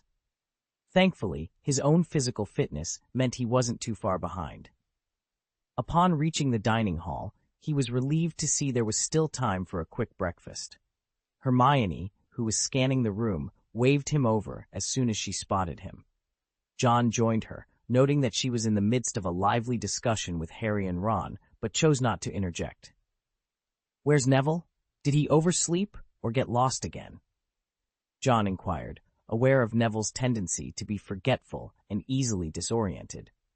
"He's searching the Gryffindor common room for his toad," Hermione replied, her mouth full of bread and butter, crumbs decorating the corner of her mouth. She slowed her pace to wait for John, who otherwise would have found her already on her way to class. As John tackled his fried egg, he mused, "I think I know what to get Neville for Christmas. A proper cage for Trevor." Noticing the crumbs on Hermione's face, he subtly gestured towards his own mouth to hint at her to clean up. Hermione's cheeks flushed with embarrassment as she quickly wiped her face. Just as John was finishing his meal, Neville arrived, looking bewildered. This was the 4th time Neville had lost his way, prompting John to consider gifting him a Marauder's map. Neville, puzzled by his red memory ball, a device that changes color when its owner forgets something, couldn't recall what he had forgotten. John, after a quick glance, informed him, "Neville, you might have to skip breakfast today." "Why?" Neville asked, clearly disheartened by his late arrival. John listed 2 reasons. First, class is about to start, and second, you need to return to your dormitory. Confused, Neville inquired, "Why do I need to go back?" "Because you forgot to wear your coat," John pointed out. Realizing his mistake, Neville hurried back to his dormitory, navigating the dizzying moving staircases without a second thought for breakfast. Upon arriving at the Transfiguration classroom, John regretted missing the previous class due to being locked up after a fight. He had always been fascinated by Transfiguration, but struggled to recall the specifics. The classroom was divided, with Slytherin's green sharply contrasting Gryffindor's red, forcing him and Hermione to sit apart.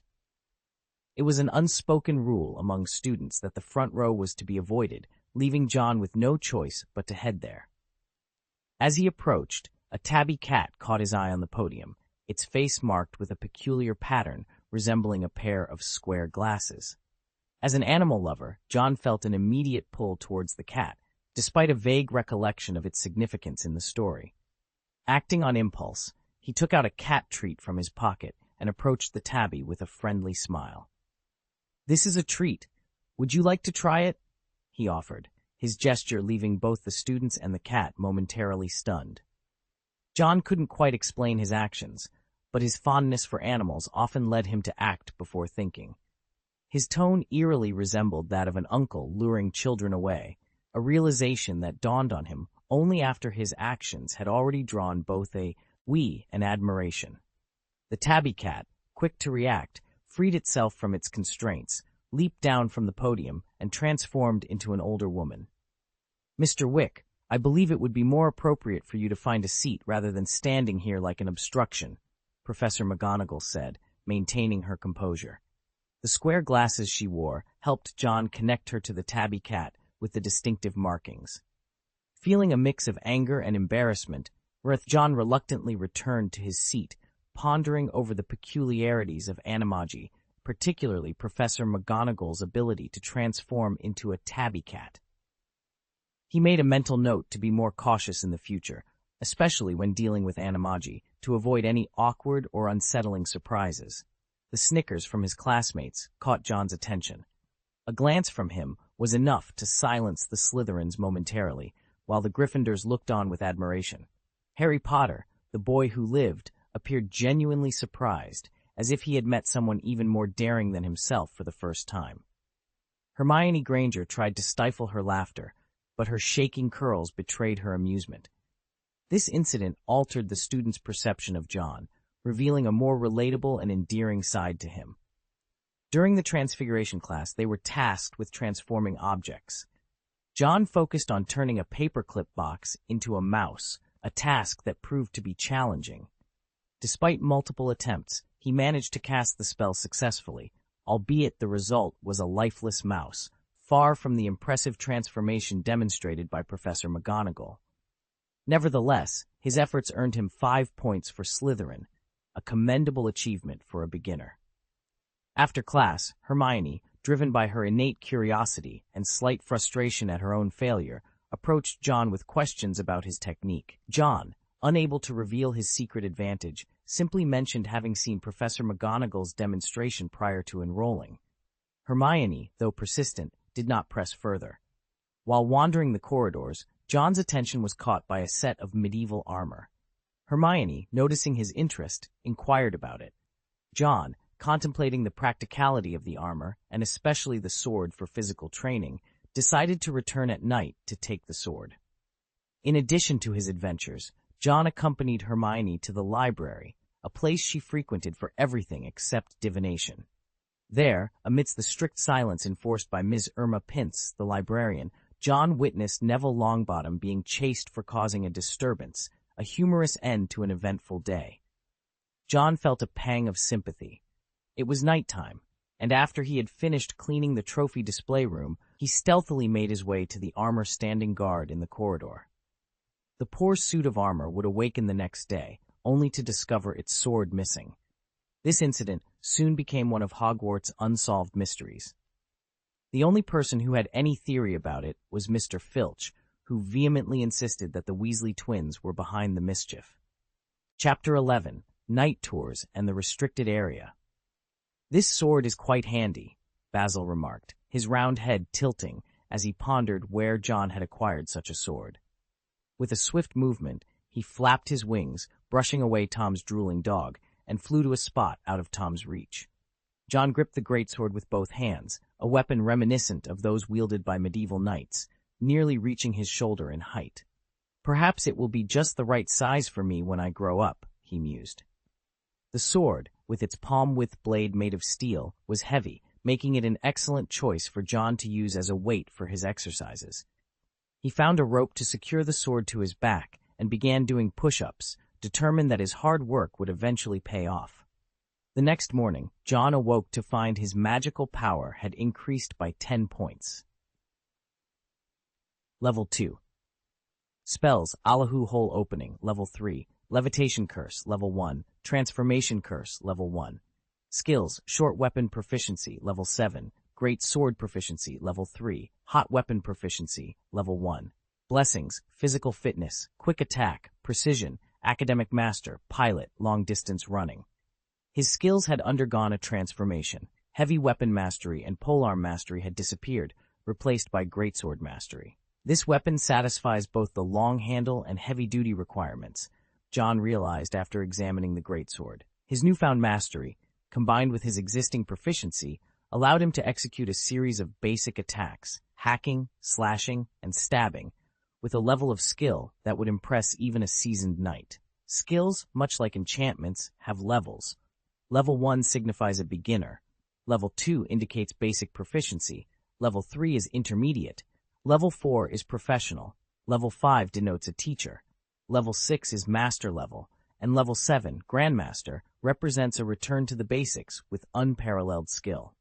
At level 7 in short weapon proficiency, John could be considered a master, capable of using a pencil to take down 3 flies in a second.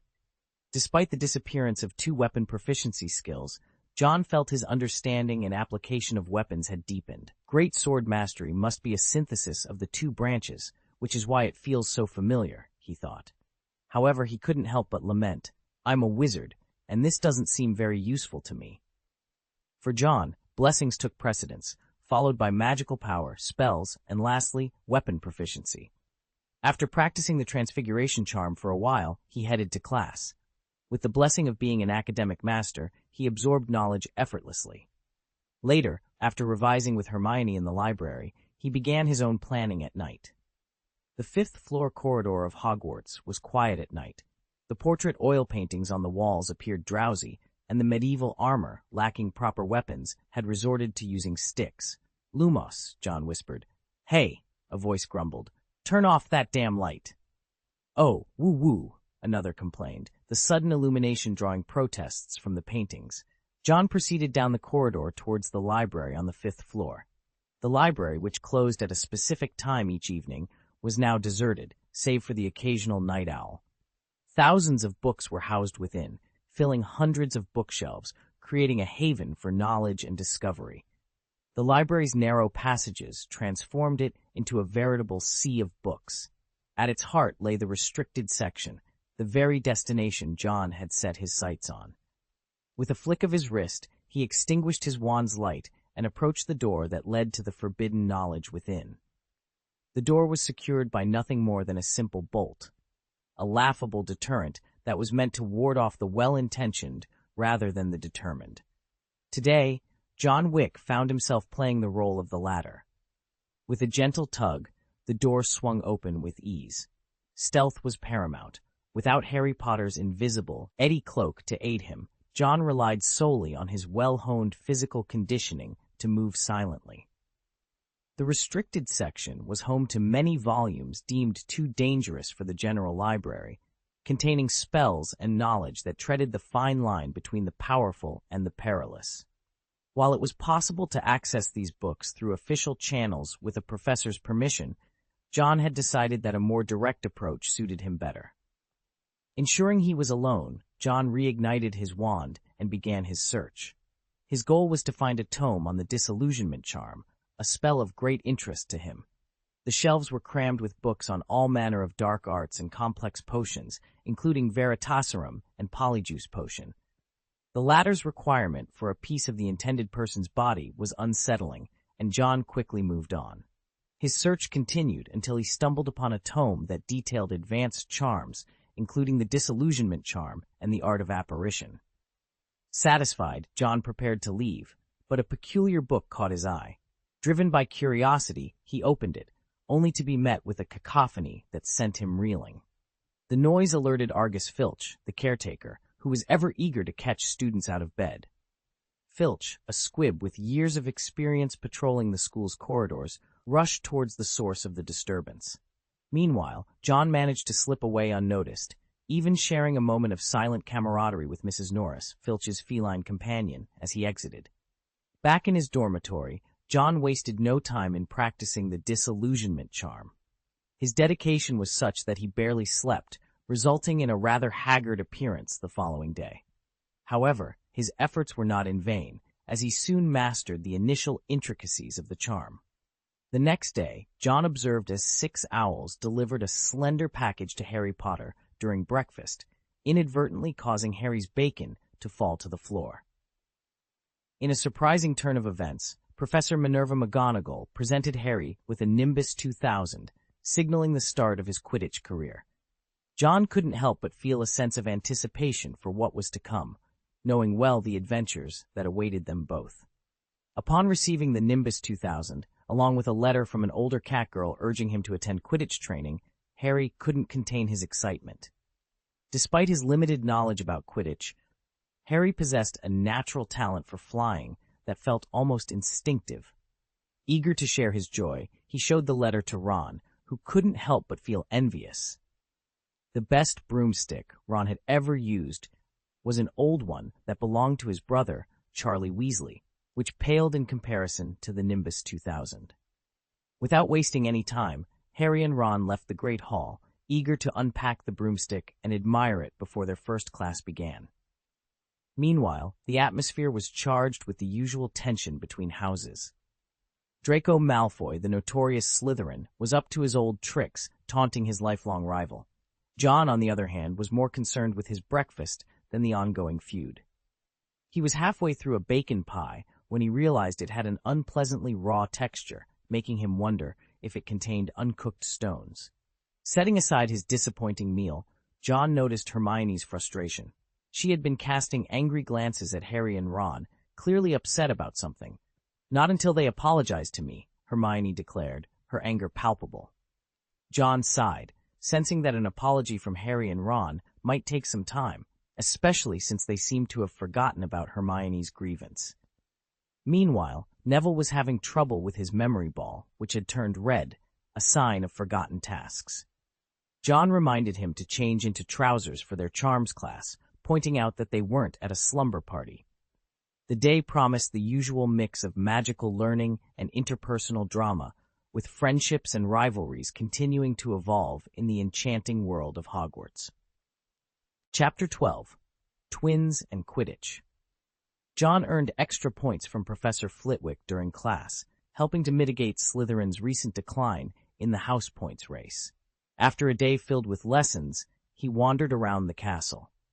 Each time he passed a large tapestry, he would pace back and forth 3 times in front of it, silently wishing for a room where he could train. This behavior might seem odd to some, but to those familiar with the Harry Potter series, it was clear what John was attempting. He was searching for the room of requirement. John's memory was hazy.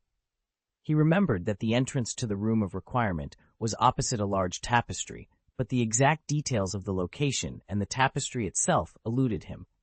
Fortunately, Hogwarts didn't have an abundance of large tapestries. On his third pass in front of the tapestry depicting a troll beating Barnaba with a stick on the 8th floor, a wooden door materialized across from it. Pushing the door open, John entered what appeared to be a training ground for spells. The room was filled with dust, as if it hadn't been cleaned in decades, causing John to frown. "Scourgify," he uttered, casting the cleaning spell he had recently learned. The dust vanished, and John's expression softened. The room contained an old humanoid target that was still sturdy, and in the corner there was a training wooden sword with a dull finish. It was heavy, suggesting its previous owner must have been quite strong. For now, John couldn't wield it, but he saw potential in the room for future spell practice and physical training. With no offensive spells at his disposal yet, John started with some basic exercises. His dedication paid off, and he managed to upgrade his illusion spell to level 2. "Disillusionment," he said, waving his wand. A liquid-like substance cascaded over his body, enveloping him completely. To the casual observer, he became nearly invisible, resembling a shimmering ball of water. It's like optical camouflage, John mused, pleased with the spell's effectiveness. This would certainly make his nocturnal explorations easier. After his training session, John left the room of requirement. It was now bedtime, but he had one last task, cleaning the trophies in the trophy room. He took out the cat treats from his pocket, a reward for Mrs. Norris's assistance during his last visit. As he brushed the cat's tangled fur, he lifted her and noted, "Are you getting heavier?"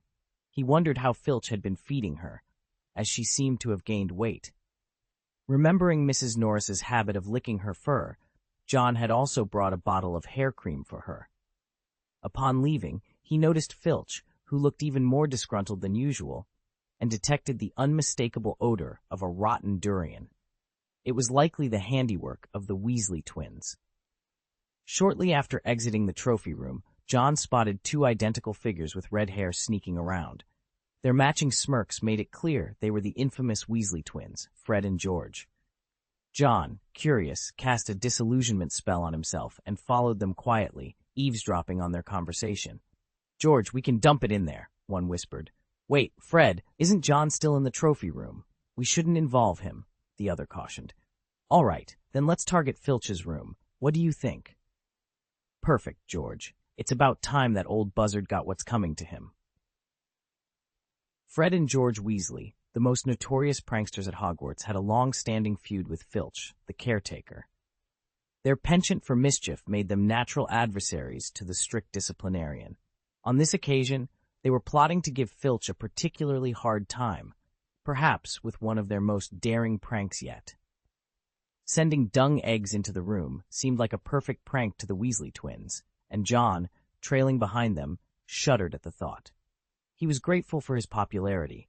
Being targeted by a dung egg from the Weasleys would require more than 10 baths to cleanse the stench. Unaware of John's presence, the Twee-NS hurled 2 large dung eggs into the room, immediately filling the air with an unbearable odor. John couldn't help but feel sorry for Filch, wondering where the unfortunate caretaker would sleep that night. As the Weasley twins made their hasty retreat, John peered into the room. Filch's office was cluttered with various items, among which a drawer labeled "Confiscated, Highly Dangerous" caught his eye, filled with contraband. Before he could investigate further, the sound of Filch's furious footsteps and Mrs. Norris's meowing signaled it was time to leave. Under the cover of a disillusionment charm, John made his escape in the opposite direction of the twins. Back in the dormitory, John couldn't shake off the lingering smell. He took out the piece of parchment he had picked up earlier, and with his wand ready, uttered, "I solemnly swear that I am up to no good." The parchment transformed before his eyes, revealing the intricate details of Hogwarts, including secret passages and the whereabouts of its inhabitants. Among the names, one stood out. Harry's father was listed as one of the creators. The Marauders map was a treasure trove of information, allowing John to track everyone's movements within Hogwarts. He noted with amusement that Filch had missed the Weasley twins by a hair's breadth. The map even revealed Professor Quirrell's nocturnal wanderings, though John's attempt to uncover more about the mysterious figure proved fruitless. Satisfied with his new tool, John looked forward to the freedom it would grant him for nighttime adventures. The Marauder's map was safely hidden under his pillow, a secret ally in his future endeavors. In addition to his newfound pastime, John enjoyed watching Harry Potter on the Quidditch pitch. Despite Harry's myopia, his exceptional skill in spotting and capturing the golden snitch was a sight to behold. John marveled at Harry's ability, reflecting on the rare talent passed down from father to son.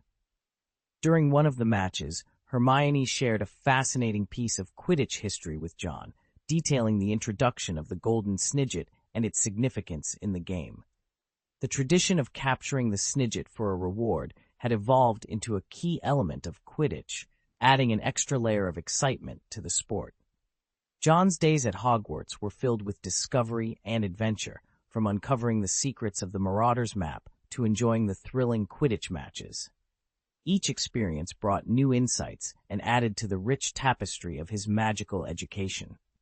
Due to the popularity of hunting golden snidgets, their numbers drastically declined, leading to the adoption of golden snitches as their replacements. Hermione, eager to showcase her extensive knowledge, shared this fact, much to John's annoyance. It seemed she had started to view John as a rival.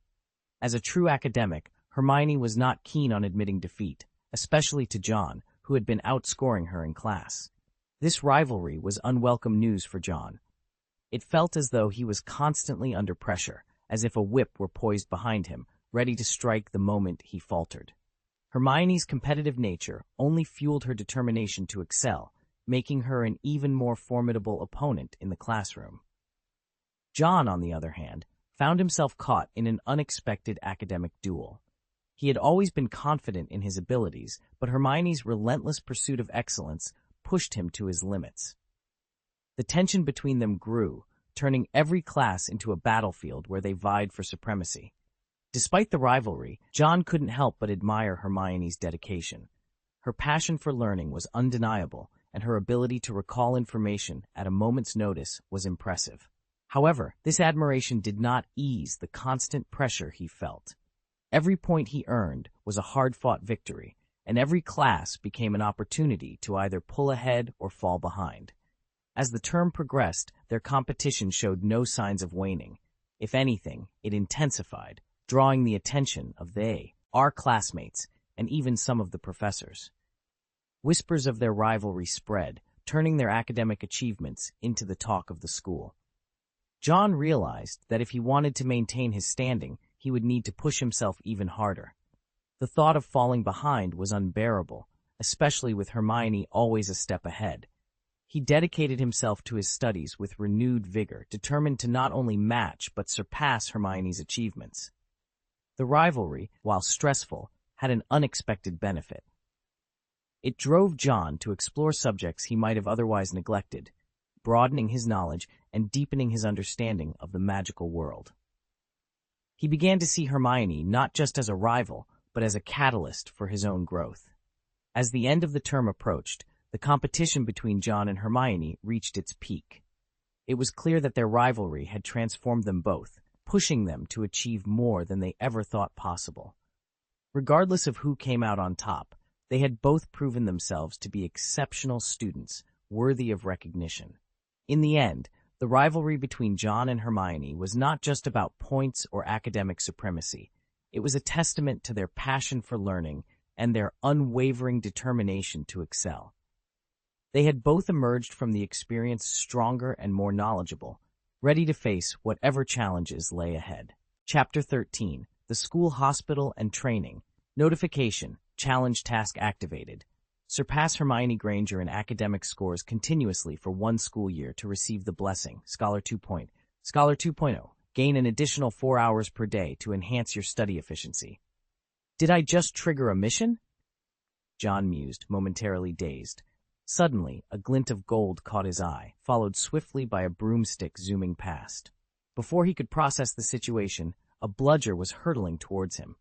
Instinctively, he reached out to catch it, only to feel a sharp pain in his arm, as if it had dislocated. "God, John, are you okay?" Hermione's voice echoed, filled with concern, albeit a bit delayed. The Gryffindor Quidditch team, still in the midst of their practice, quickly realized something was amiss. The Weasley twins were the first to arrive at the scene. Despite the bludger's violent attempts to escape, John's grip remained unyieldingly firm, a feat that left even Oliver Wood in awe.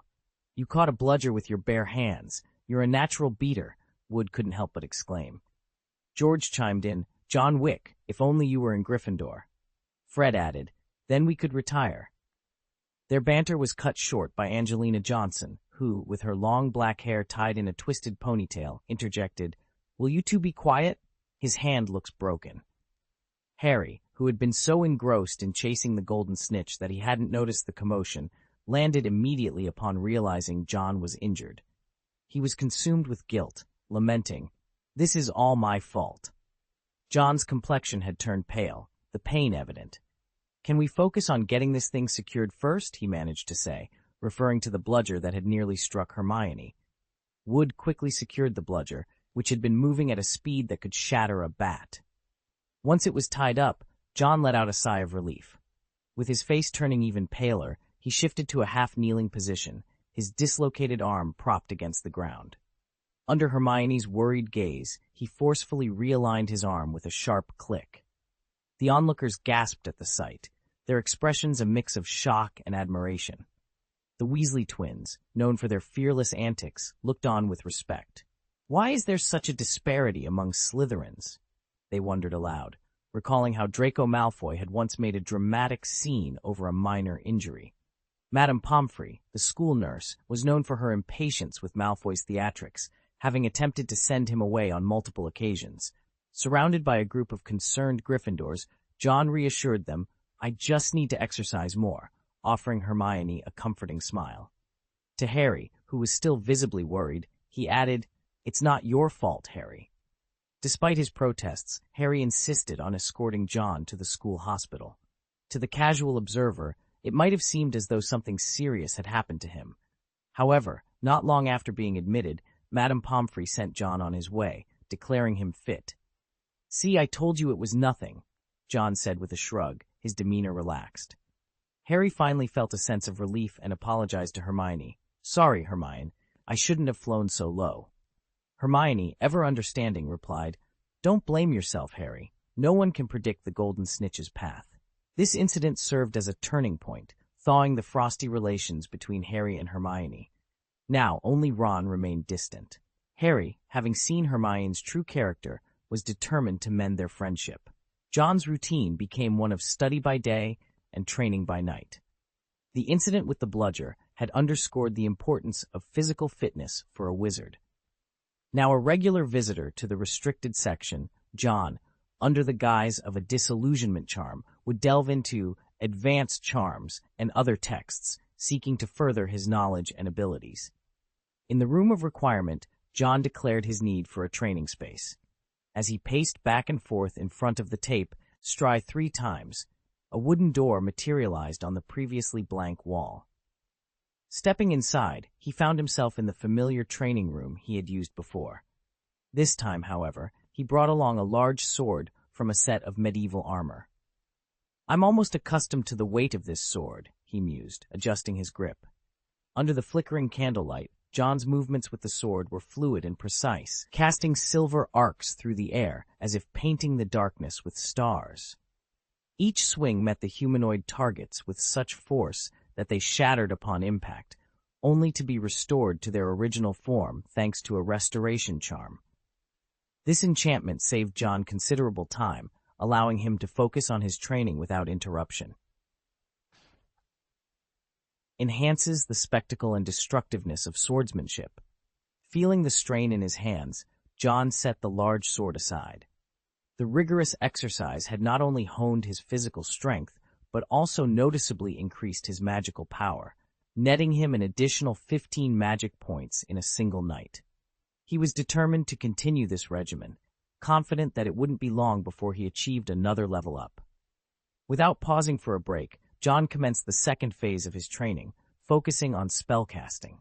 Pushing himself to the limit, he noticed significant improvements, particularly with the disillusionment charm, which he practiced nightly for stealth. By October, his proficiency with the charm had reached level 10, a testament to his dedication. Magic power, level 2. Spells, Alohomora, level 3. Levitation charm, level 4. Transfiguration, level 2. Disillusionment charm, level 3. Lumos, level 2. Incendio, level 1. Bone-breaking curse. Skills, short weapon proficiency, level 7. Greatsword proficiency, level 4. Firearms proficiency. Blessings, physical fitness, quick attack, precision, scholar, pilot, long-distance running, sword dance. John's knowledge of magic had expanded significantly, thanks in part to the restricted section of the library. There, he encountered the Fiendfire Curse, a formidable spell even among dark arts, known for its difficulty to control. Recalling an incident where someone had recklessly unleashed Fiendfire in the room of requirement, causing a massive fire, John wisely decided to postpone studying such dangerous magic until he was more experienced. During Monday's Transfiguration class, Professor McGonagall praised John's skill, awarding 5 points to Slytherin. The task was to transform animals into goblets, and John's subject, a cute big-eyed creature named Tom, obediently transformed under his spell. McGonagall, impressed by his proficiency, contributed to Slytherin's points, which had been lacking. Hermione, however, seemed somewhat disheartened, feeling as though John was pulling further ahead in their friendly rivalry. Little did she know, John's achievements were the result of countless sleepless nights dedicated to training and study.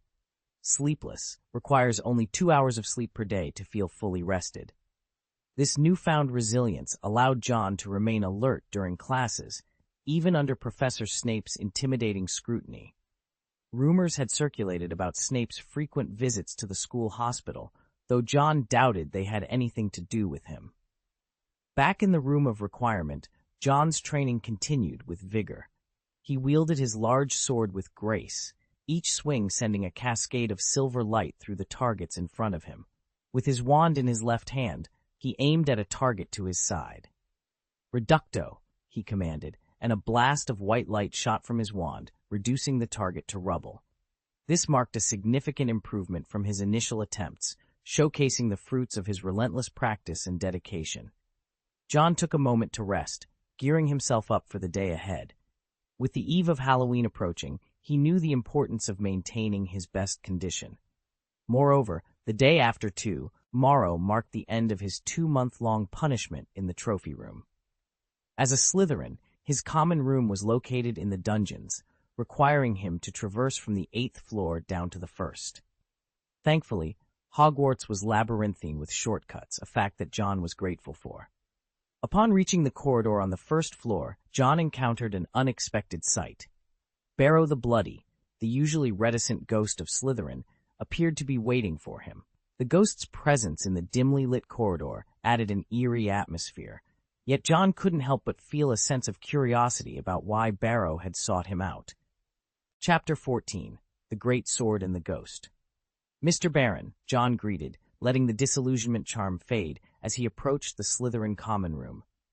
Unlike most who would be embarrassed to be caught wandering at night, John was more intrigued by the presence of the Bloody Baron. The ghost, with his hollow eyes, gaunt face, and robes stained with silvery blood, gazed out into the night, lost in thought. "It's you, the Slytherin, who's been sneaking out," the Bloody Baron observed. Known for his terrifying appearance and the only entity capable of instilling fear in Peeves, the Baron's presence was formidable.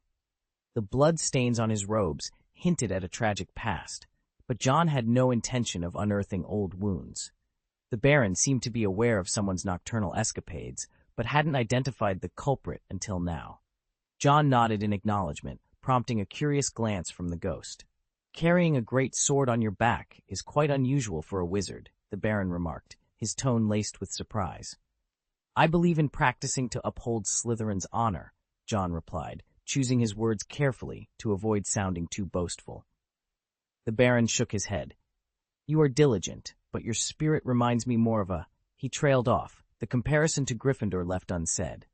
In life, the Baron had been a contemporary of Hogwarts' founders. His unrequited love for Helena Ravenclaw and the subsequent tragedy of her death led him to take his own life, filled with regret. He had known Godric Gryffindor, a man also passionate about swordsmanship and combat.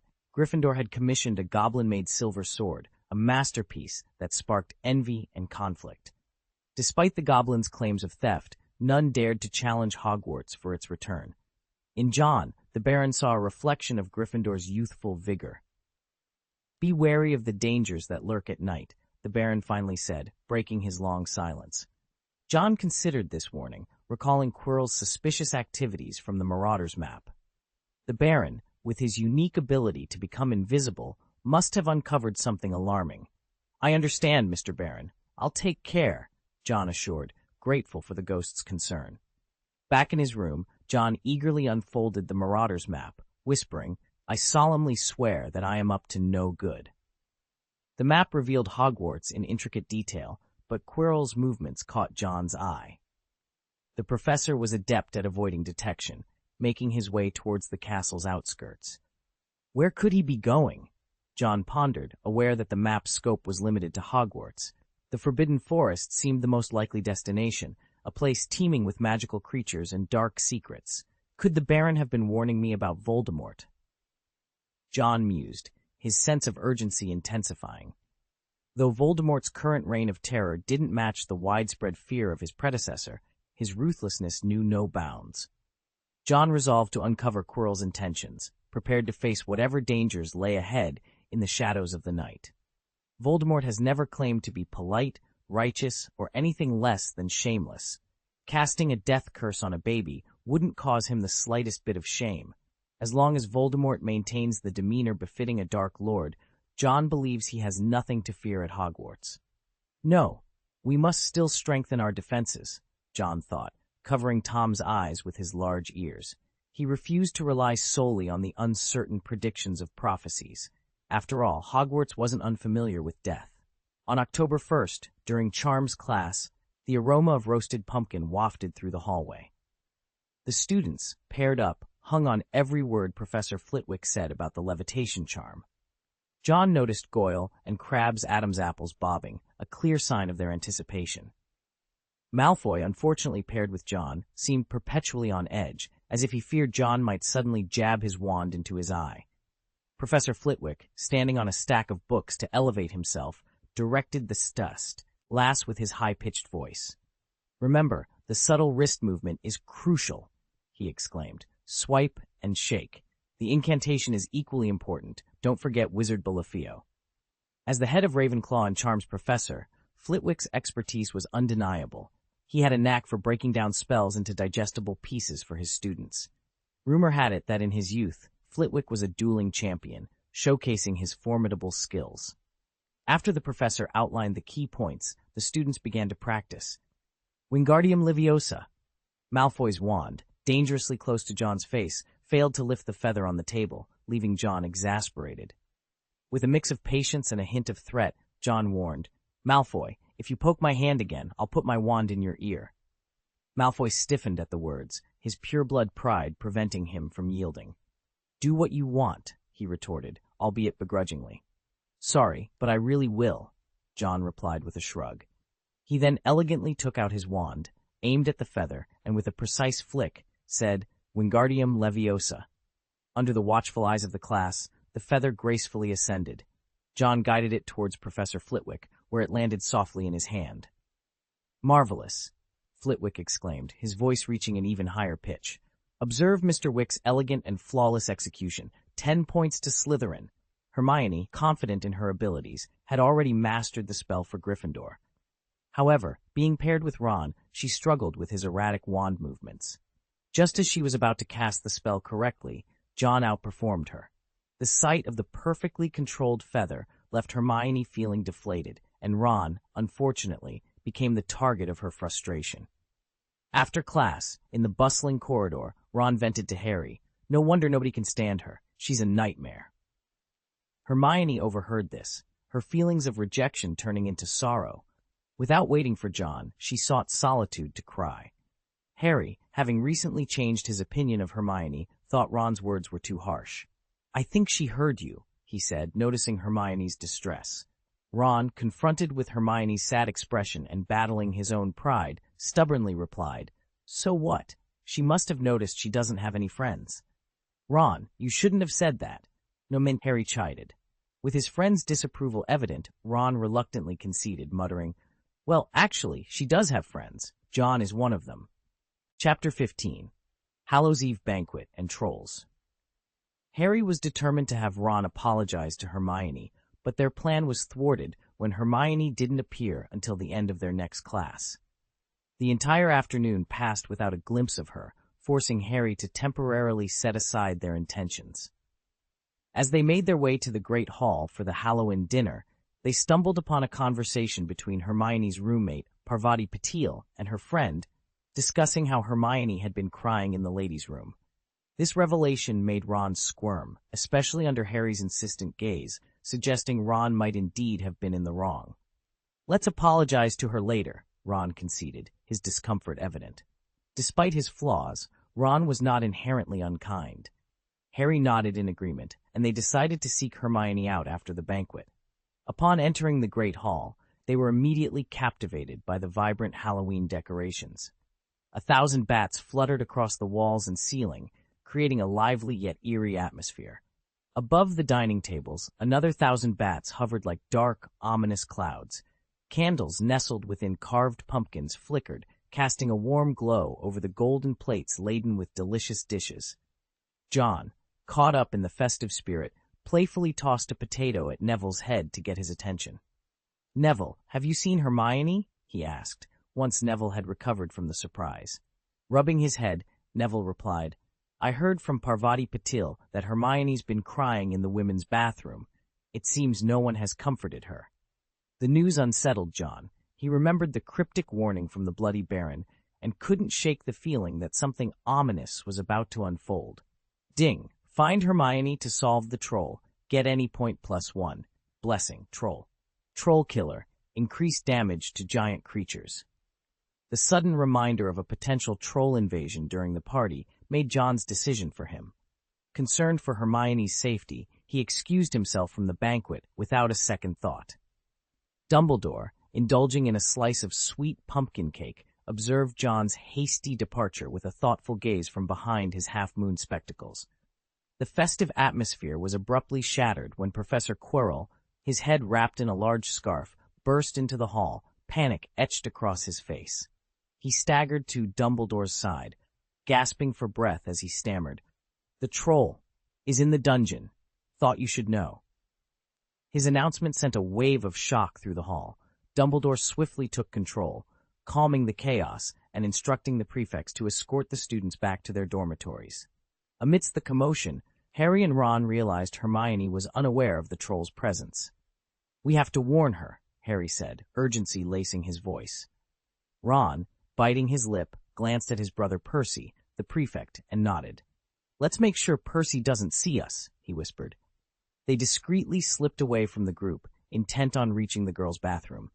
Meanwhile, Harry noticed Professor Snape stealthily making his way towards the 4th floor, planting seeds of suspicion in his mind. In the 1st-floor girls' bathroom, Hermione was trying to compose herself after a bout of crying. Despite her academic excellence, the isolation from her peers weighed heavily on her young heart. As she washed her face, her eyes still red from tears, she whispered to her reflection, "At least John doesn't hate me." She found a small comfort in the thought of having at least one friend. Her moment of solace was interrupted by a knock on the door, causing her to startle. "Who is it?" she asked, her voice trembling. "Hermione, are you okay?" It was John, his concern evident in his voice. He had come to find her, unaware of the looming danger they were about to face together. In the ladies' room, John was relieved to hear that Hermione was safe. He was about to ask Hermione to open the door when an unbearable stench assaulted his nostrils. It was a vile combination reminiscent of rotten eggs, akin to those thrown by the Weasley twins, mixed with the odor of stinky socks and an uncleaned public restroom. The foul smell was so overpowering that John nearly passed out. Turning around, he saw a massive figure emerging from the shadows, its heavy footsteps echoing on the ground. John quickly pressed against the door that was about to open and spoke with urgency. "Hermione, find a place to hide and don't open the door." His gaze was locked on the approaching troll, a 12-foot monster with skin as tough as granite. Its head, small and stunted, resembled a rock with a cocoa bean on top, and it wielded a thick wooden club in its hand. John couldn't help but wonder if being struck by that club would hurt more than a bludger. "Today's going to be a tough fight," John muttered to himself, taking a deep breath to calm his nerves. It was his first time facing such a formidable opponent, even larger than Hagrid. The troll, appearing slightly confused, scratched its head as it looked at John. Despite its seemingly harmless appearance, the troll was extremely dangerous. John watched the troll draw closer, his nerves on edge. "Come on, big man, let's have a real fight," he taunted, a fierce glint in his eyes. With a swift flick of his left hand, a wand appeared, and he cast a spell at the troll. Reducto. A blast of white light struck the troll, causing it to retreat in pain as a fist-sized mark appeared on its skin. This only served to enrage the troll further, who roared and swung its club at John. John rolled to the side, narrowly avoiding the blow as the club smashed into the door of the ladies' room. "What?" Hermione screamed from inside. The troll turned its attention towards the sound, but John quickly hit it with another spell, drawing its focus back to him. "Come here," he yelled, leading the troll away from the ladies' room to ensure Hermione's safety. When Harry and Ron arrived at the scene, they were met with the sight of the damaged toilet door, sending a chill down their spines. "Hermione," they called out, rushing to the ladies' room, where they found Hermione cowering in a corner. "Looks like the troll didn't get in," they sighed in relief, only to be interrupted by Hermione's anxious voice. John led the troll away. We have to go help him." Without a second thought, driven by the courage that defined Gryffindor, they set off in pursuit of the troll. John had successfully lured the troll far enough away from the ladies' room. He dodged another swing of the wooden club and, without hesitation, cast another spell. Wingardium Leviosa! The rubble from the wall, previously shattered by the troll's club, levitated and hurtled towards the troll, striking it in the face. Seizing the moment, John grabbed a sword from a suit of medieval armor and with a graceful swing slashed at the troll's arm, causing blood to spurt out. The elegant arc of the sword under the moonlight was as mesmerizing as a waltz. Although the blow didn't sever the troll's arm, it was enough to make holding the club difficult. Enraged and in pain, the troll became even more unpredictable. However, its attack patterns were as simple as its intellect, making it easier for John to anticipate its moves. "Reducto!" he shouted again, dodging another swing and striking the troll's head with a powerful blow that sent it crashing to the ground. With a swift motion, John swung his sword, cutting off the troll's fingers to prevent it from grasping the club. Before the troll could recover, John prepared for his next move, determined to end the fight. John's wand struck the ground with a decisive thud, and with a swift incantation of the levitation charm, he maneuvered the wooden stick through the air, wielding it with formidable strength. He launched it towards the towering troll, sending the creature soaring before it crashed into a suit of medieval armor with a resounding clang. "It's over," John exhaled, a wave of relief washing over him as the troll lay motionless, entangled in the remnants of the armor. To ensure the beast was truly defeated, he advanced towards it, his steps cautious yet determined. Behind him, Harry and the others hurried to catch up, their eyes widening in disbelief at the chaotic scene that unfolded before them. "John, are you all right?" Harry exclaimed, concern lacing his voice. As John turned to reassure his friends, the troll, which he had presumed dead, startlingly opened its eyes. Its remaining hand, unscathed, swung menacingly towards John, eliciting screams of terror from the trio.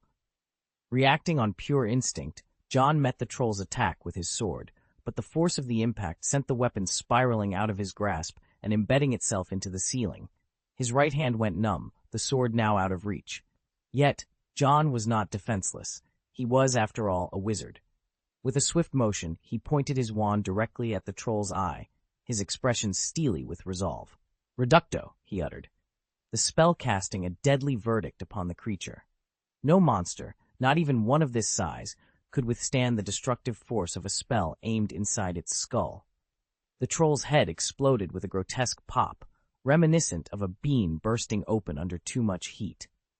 The gruesome sight proved too much for the younger wizards, who turned away, their faces pale and their stomachs churning in revulsion.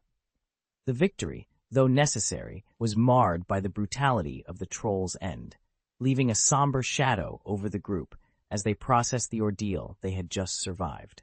Chapter 16, The Forbidden Forest and the Unicorn. Moments later, Professor McGonagall arrived, her fury palpable. "How dare you!" she exclaimed, her voice a mixture of surprise, gratitude, but predominantly anger. She glared at Sanxiaoji, who couldn't muster the courage to meet her gaze, and scolded, "Why couldn't you stay in the dormitory as you were supposed to?" The trio felt unjustly treated, especially Ron, who had fancied himself a hero, believing he had earned Gryffindor 50 points. However, the stern look on Professor McGonagall's face quickly dispelled any such notions, making it clear they were fortunate not to lose points instead. In a bold move, Hermione stepped forward to defend her friends. For the first time, she lied to Professor McGonagall, claiming responsibility for the incident. "Please, Professor, it was me they were looking for. I thought I could handle the troll on my own, given my knowledge about them," she explained, her voice steady but filled with a lie. "If it weren't for them, I wouldn't be here. They didn't have time to get help. The troll was about to attack me when they arrived. John distracted it, and Harry and Ron saved me. Her actions warmed Harry and Ron's hearts, reinforcing the value of friendship, even causing Ron to set aside his previous grievances with Hermione. Professor McGonagall, though touched by the display of friendship, a trait she deeply valued in Gryffindor, was not easily fooled.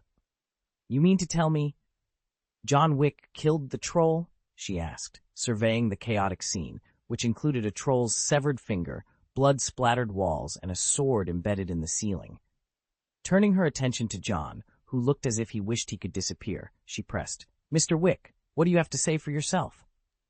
John, realizing honesty was his only option, admitted, "Ahem, Professor McGonagall, I'm responsible for this. Yes, I did it." Professor McGonagall was astounded. "My God, I can't believe a young wizard like you managed to defeat a troll," she said, finding it hard to believe that a first-year student could accomplish such a feat, a task daunting even for an adult wizard. "Miss Granger, for your involvement, Gryffindor will lose 5 points.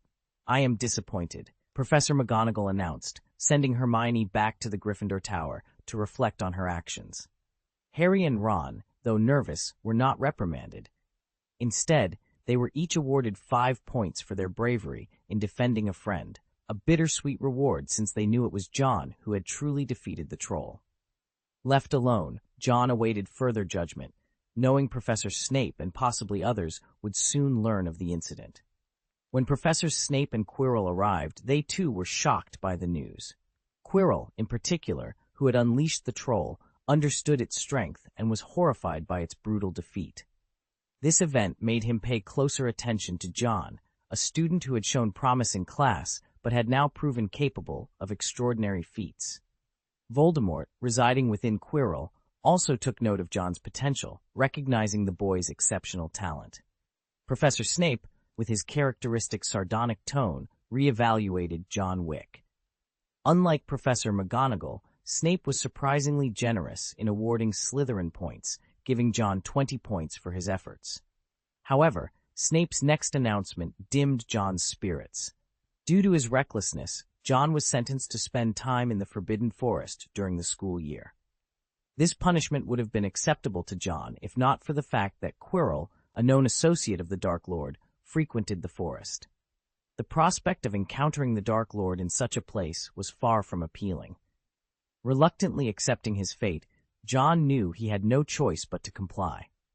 He mused over the irony of being sent from the trophy room to the Forbidden Forest, and, despite his complaints, took solace in the fact that his actions had earned him points.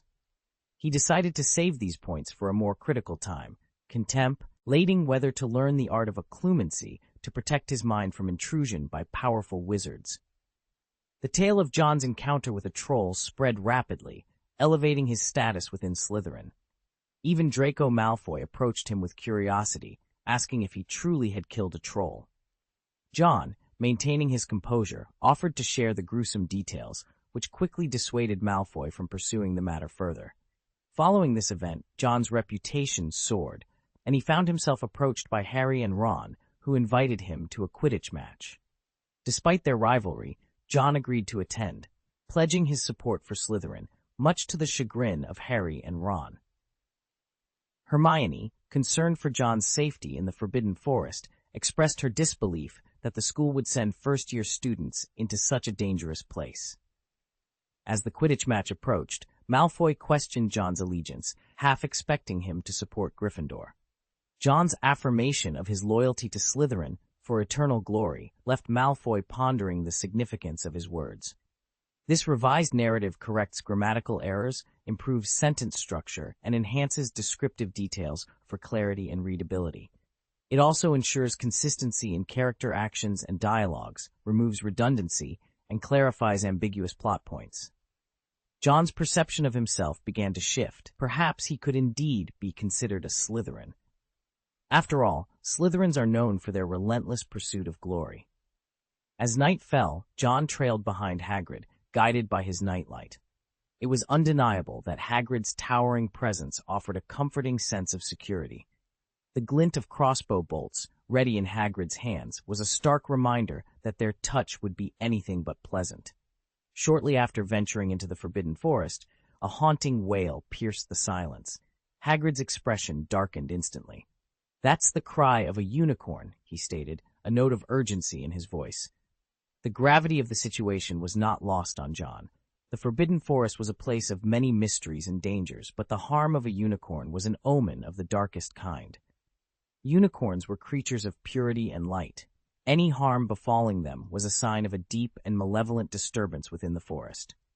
With a determined nod from Hagrid, the two pressed on, the weight of their task hanging heavily in the air.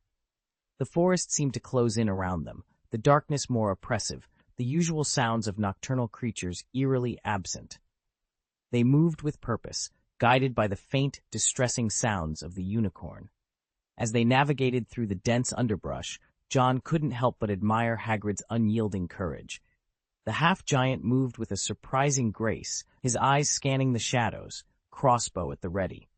John felt a surge of determination. If Hagrid could face the unknown with such resolve, then he, too, could find the courage within himself. The deeper they ventured, the more palpable the sense of foreboding became. John realized that this was more than a mere rescue mission. It was a test of their mettle, a confrontation with the darkness that lurked within the forest, and perhaps within themselves. Chapter 17. Quidditch Matches and Conspiracies. The image of a unicorn, a creature synonymous with purity and grace, flashed through John's mind as he envisioned a majestic white horse with a spiraling horn. Unicorns were protected species, revered for their innocence. When a distressing wail pierced the air, Hagrid, without hesitation, dashed towards the source, with John trailing behind. Despite John's physical conditioning, he found himself struggling to keep pace with Hagrid, who navigated the forest's terrain with ease, showing no signs of fatigue. Upon reaching a clearing by a water source, they were greeted by a harrowing sight. A unicorn lay wounded, its cries of agony filling the air. A ghastly scar marred its body, from which silver-white blood flowed like mercury. "Approach carefully," Hagrid warned, gripping his crossbow tightly, ready to defend against any threat. As they neared the unicorn, the extent of its injuries became apparent, and Hagrid's heart sank. "Oh no," he murmured, his voice laced with sorrow as he knelt beside the creature, realizing the futility of any attempt to heal such grievous wounds. No one would harm a unicorn, except those driven by madness and a death wish, he said, the weight of the situation heavy on his heart. John's thoughts raced, connecting the dots to a disturbing possibility. The frequent nocturnal absences of Professor Quirrell from Hogwarts, coupled with this attack, painted a sinister picture. Could Quirrell be involved in this vile act? Together, they buried the unicorn in the Forbidden Forest, a solemn act that left Hagrid despondent. John, understanding Hagrid's passion for magical creatures, offered words of encouragement. "Hagrid, we must look ahead and ensure this doesn't happen again," he said, trying to lift his spirits. Back at Hagrid's hut, John's attempt to lighten the mood with rock cakes brought a semblance of comfort to the grieving gamekeeper. "We must protect those innocent beings," Hagrid resolved, his spirits somewhat lifted by John's presence and words.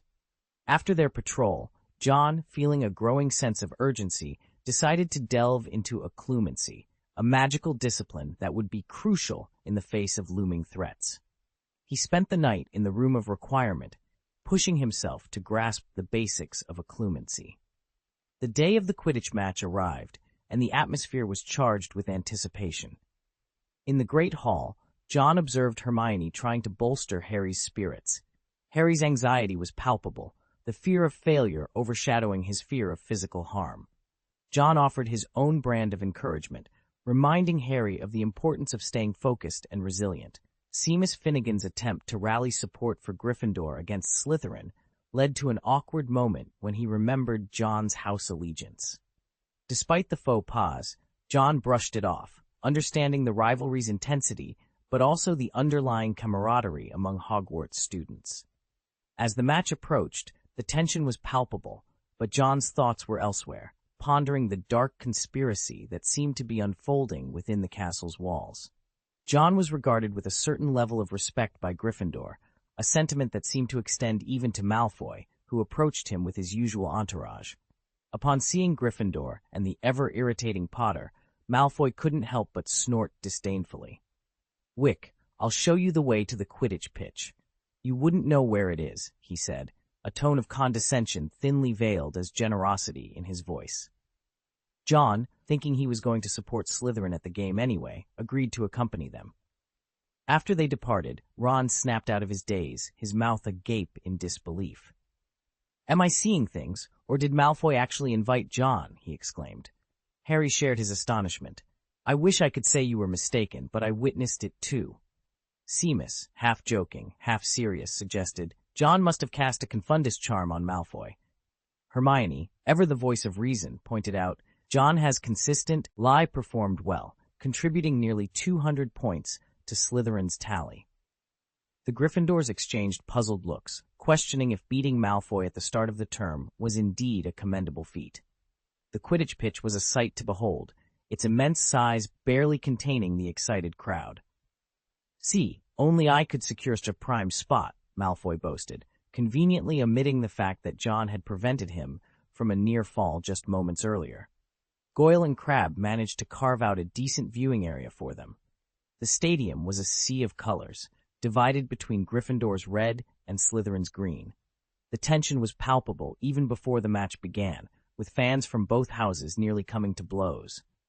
The game kicked off with Madame Hooch's whistle, and Lee Jordan, a Gryffindor, served as the commentator. His bias was unmistakable, celebrating Gryffindor's achievements while barely acknowledging Slytherin's. John couldn't help but feel irked by the blatant partiality. Amidst the excitement, he spotted Hagrid among the sea of red, with Ron and Hermione looking almost doll-like beside him. The match was intense, marred by numerous fouls. John noted the absence of red cards, a staple in Muggle football, which could have curbed the aggressive play. Suddenly, Harry's broom began to act erratically, reminiscent of someone under the influence. John's gaze instinctively found Malfoy, who seemed to take pleasure in Harry's plight. "Certainly, Malfoy lacks the capability," John muttered to himself, though Malfoy didn't catch his words. After a tense few moments, Harry regained control of his broom. It was then that John witnessed Snape's robe catch fire, and in a surprising turn of events, Snape elbowed Quirrell in the face. The impact was so severe that Quirrell was left reeling for minutes. Harry, now back in control, spotted the snitch and made a spectacular dive, eventually catching it in his mouth. Lee Jordan announced Gryffindor's victory with a score of 170-60. John couldn't help but feel a twinge of regret. "We're in dire need of a skilled seeker," he remarked. Malfoy, momentarily aligned in sentiment with John, quickly brushed off the feeling, determined to become Slytherin's seeker and best Potter in the future. The incident with the broomstick raised suspicions in John's mind. Whether Snape had a hand in it remained unclear, but one thing was certain: the intrigue and rivalry within Hogwarts were as alive as ever. John had always considered Snape a complex character. Despite his harsh exterior, Snape's undying love for Lily Potter suggested he would never harm her son. John even mused that if Harry had been a girl, Snape might have switched careers just to be closer to him, driven by the same devotion that led him to betray Voldemort for Lily. As he approached the door, John overheard the conversation inside. Hagrid's voice, tinged with annoyance and anger, clashed with Harry's curious inquiries. "Forget about the big dog. Forget what it's guarding.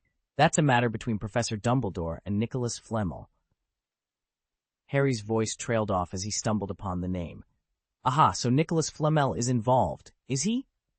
Hagrid grumbled, clearly frustrated by the turn of the conversation.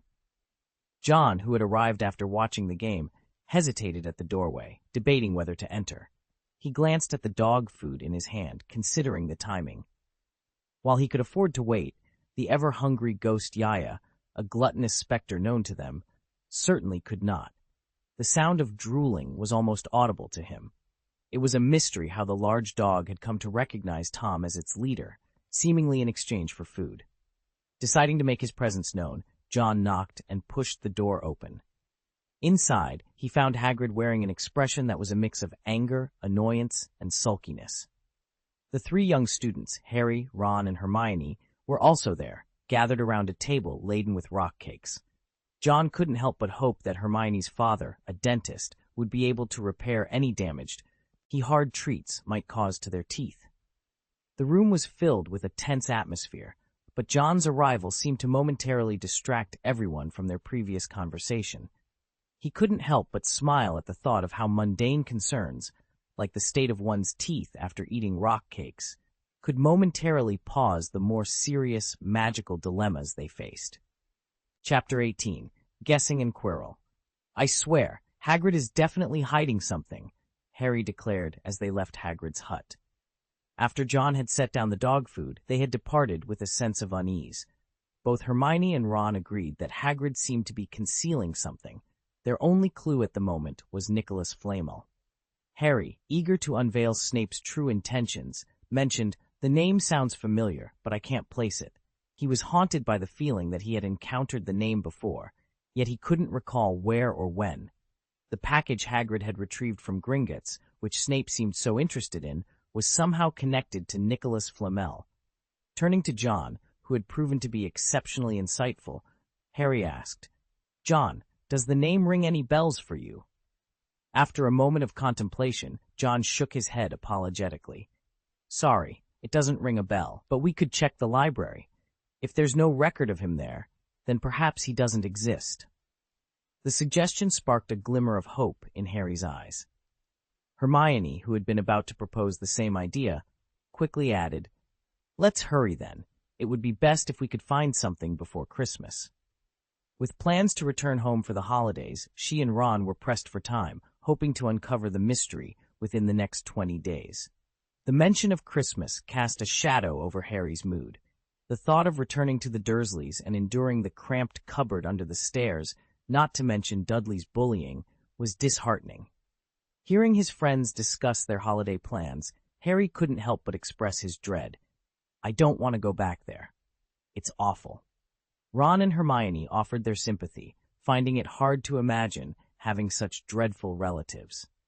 The conversation then turned to John. "Are you going home for Christmas?" Hermione inquired, knowing John also came from a Muggle family. John had no intention of returning home. "No, I plan to use the time to consolidate my knowledge. I won't be able to practice magic at home," he explained. His dedication made Harry and Ron reconsider their own plans, while Hermione felt a competitive urge, though she knew her father would worry if she didn't return home. Eventually, the group split up on the 5th floor, with John opting not to visit the library. Despite his familiarity with the name Nicholas Flamel, he prioritized practicing occlumency and headed to the room of requirement on the 8th floor. After a day's training, he emerged in the evening, contemplating a visit to the kitchen for dinner. On his way, he encountered someone he'd rather avoid. "Good evening, John Wick," greeted Professor Quirrell, his voice tinged with a stutter. It seemed like a chance meeting, but John was cautious, discreetly readying his wand and fortifying his mind with occlumency. "Good evening, Professor Quirrell," John replied with a polite smile. After witnessing John's prowess during the troll incident, Voldemort had expressed interest in recruiting John as a Death Eater. Despite his obsession with pure-blood supremacy, Voldemort, a half-blood himself, valued power over lineage. He saw the indoctrination of young wizards like John as a means to extend his influence within Hogwarts, akin to Snape's role. Quirrell, aware of John's studious nature, attempted to engage him. "You seem very dedicated to your studies." John, prepared with excuses, responded, "I've been so engrossed that I've forgotten to eat. If you'll excuse me, I need to have dinner." He was eager to distance himself from Quirrell, wary of Voldemort's potential presence. However, Quirrell persisted, smiling. "Your dedication is admirable. Perhaps you might be interested in some advanced knowledge."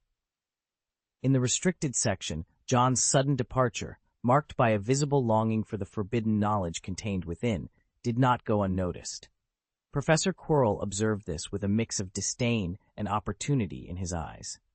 He mused on the predictability of wizards drawn to the allure of forbidden knowledge, reflecting on his own journey to becoming a servant under Voldemort's command. Voldemort, he knew, understood the magnetic pull of the restricted section all too well, having been a frequent visitor in his youth. The section housed numerous tomes on dark magic, a seductive force with the power to corrupt. Quirrell, masking his contempt with a stuttering benevolence, offered John a pass to the restricted section. "You are a good boy, I can give you a pass to the restricted area," he stammered, a smile playing on his lips. John, feigning the innocence of a knowledge-thirsty child, accepted with apparent eagerness. This was precisely the reaction Quirrell had hoped for. He instructed John to visit his office the following Monday to collect the pass, thus sparing John the need to sneak into the restricted section under the cover of night. John, however, was not as naive as Quirrell had assumed. He had a hunch about Quirrell's underlying intentions, but chose to disregard them. After all, he reasoned, Quirrell's tenure as the Defense Against the Dark Arts professor was limited to just a year, given the position's notorious turnover rate. On Monday, John collected the pass from Quirrell, who also subtly suggested several dark tomes for him to peruse, such as Black Magic of the 16th Century and Curse of Magic. Quirrell claimed that understanding dark magic was foundational to mastering Defense Against the Dark Arts. John, however, saw through the ruse, maintaining a facade of interest only until he reached the library. Upon entering the library, John encountered Harry, Ron, and Hermione, who were engrossed in their search for information on Nicholas Flamel. Opting not to disturb them, John presented the professor's note to Madame Pince and made his way to the restricted section. The books he found there were complex and challenging, even for someone of his capabilities. There is still insufficient accumulation, and the foundation is too weak, John mused, acknowledging his need for further study. It was then that he stumbled upon Fairy Casting, a book that sparked an idea. Remembering the legendary Sword of Gryffindor, crafted by goblins, John envisioned crafting a weapon of his own to match his combat style. Determined, John immersed himself in Fairy Casting, a book originally penned by an Egyptian wizard. Despite the initial struggle with the translation, John's resolve remained unshaken. He supplemented his studies with a basic magic text guide from the library, gradually mastering the art of goblin-made weaponry. As days passed, John's nightly duties led him to the Forbidden Forest, where he patrolled alongside Hagrid as part of his punishment.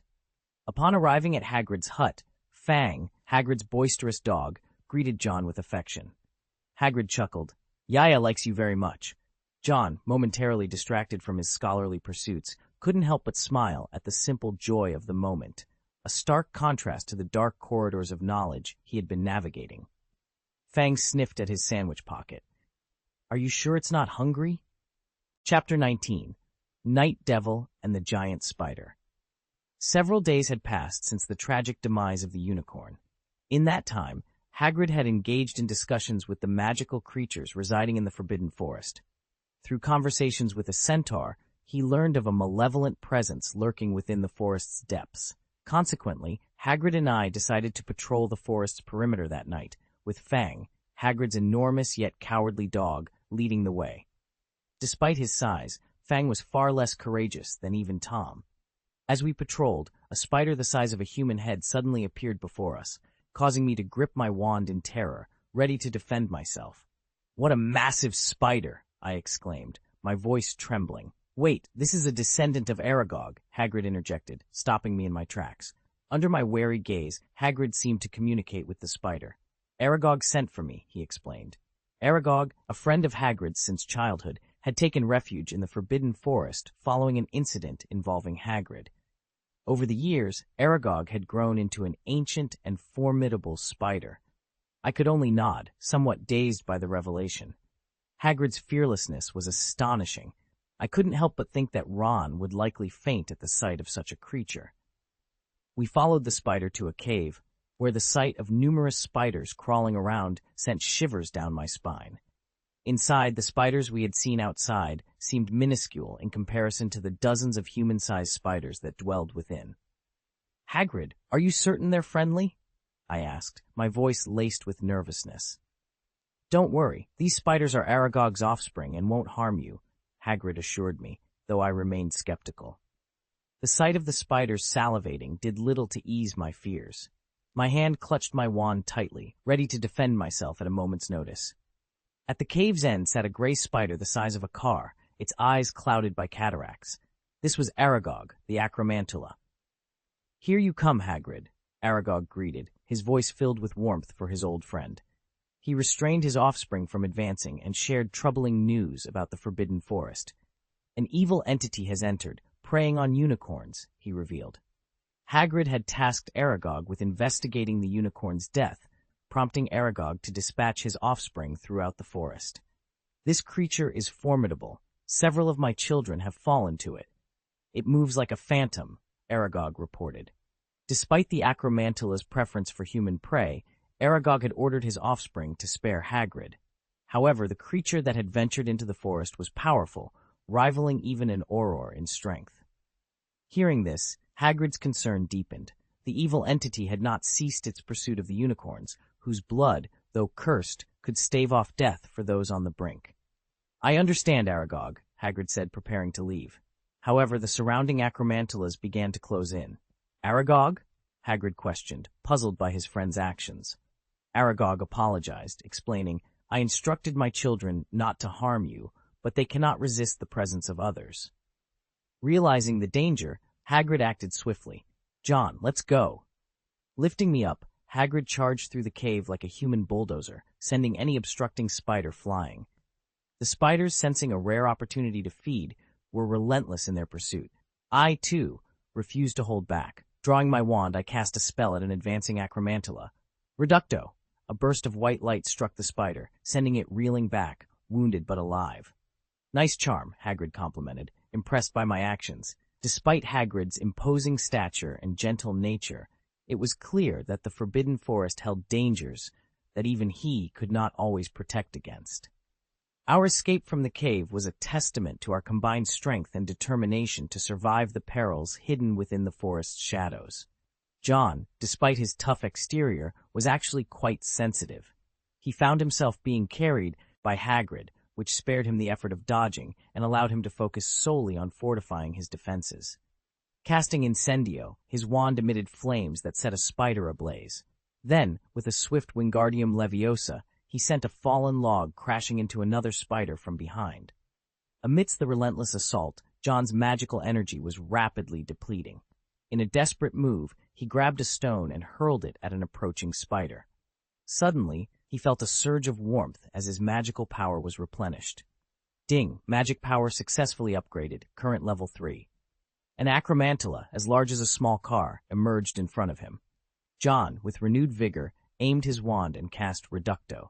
The spell, now significantly more potent, expanded into a sphere larger than before.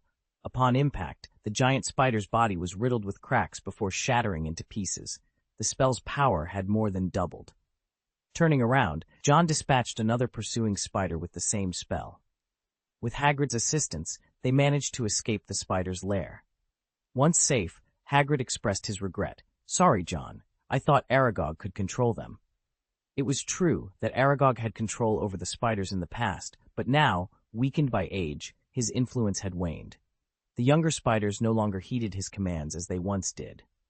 It's all right, Hagrid, but let's make sure no one else ventures there in the future, John suggested. He was aware of how fortunate he was to have Hagrid's help. Anyone else might not have been so lucky. Back at Hagrid's cabin, John fed Fang, the large dog who had bravely run through the spider cave, a generous bowl of dog food.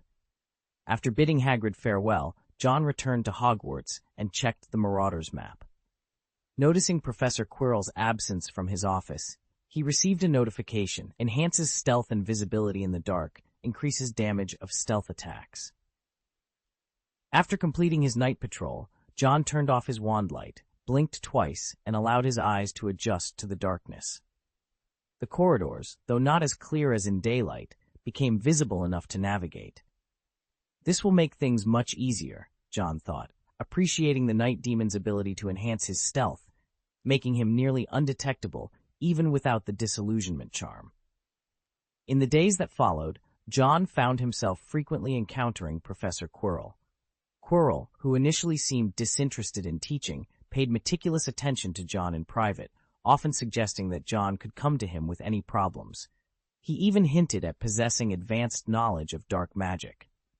John, feigning ignorance, was nonetheless intrigued by the power of dark magic, particularly fiendfire, known for its formidable strength. Eventually, he expressed a desire to learn fiendfire, and Quirrell, backed by the hidden influence of Voldemort, agreed to teach him. Though Quirrell was not an expert, the guidance from Voldemort ensured John mastered Fiendfire. However, John was cautious, aware of the spell's dangerous nature and its inability to be extinguished once ignited. As time passed, Quirrell ceased his subtlety, openly discussing the Dark Lord. John understood Quirrell's intentions and played along, occasionally expressing agreement with the Dark Lord's ideologies to avoid suspicion. As December approached, the atmosphere in Potions class was abuzz with talk of Christmas plans, a stark contrast to the usual tension under Snape's watchful eye. Ron, however, did not plan to go home for the holidays. The Weasleys had long been contemplating a family trip, and they finally decided to visit Romania, where Charlie Weasley, one of their own, was engaged in the adventurous and perilous task of raising dragons. This decision was met with a mixture of excitement and apprehension, as the prospect of encountering dragons was as thrilling as it was daunting. Preparations for the journey began weeks in advance.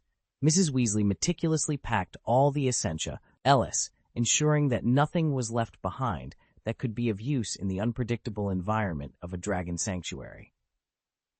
Mr. Weasley, on the other hand, was brimming with curiosity about the magical creatures and the enchantments used to manage them, eager to learn everything he could from Charlie.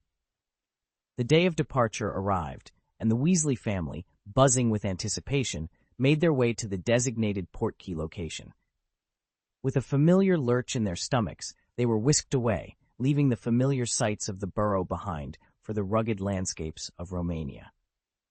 Upon arrival, they were greeted by the sight of vast, open lands, with mountains piercing the sky in the distance. Charlie Weasley, looking every bit the rugged dragon keeper with his weather-beaten face and protective gear, welcomed his family with open arms.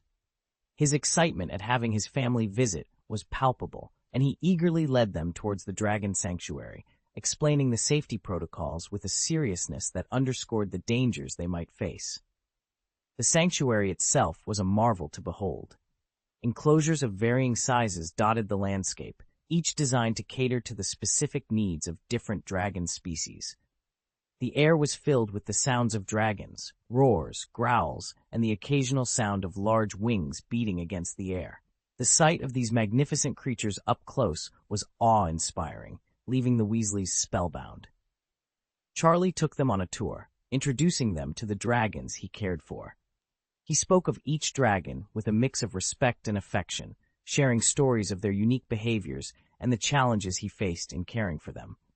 The Weasleys listened, captivated by the tales and the evident bond between Charlie and the dragons. The visit to Romania turned out to be an unforgettable adventure for the Weasley family.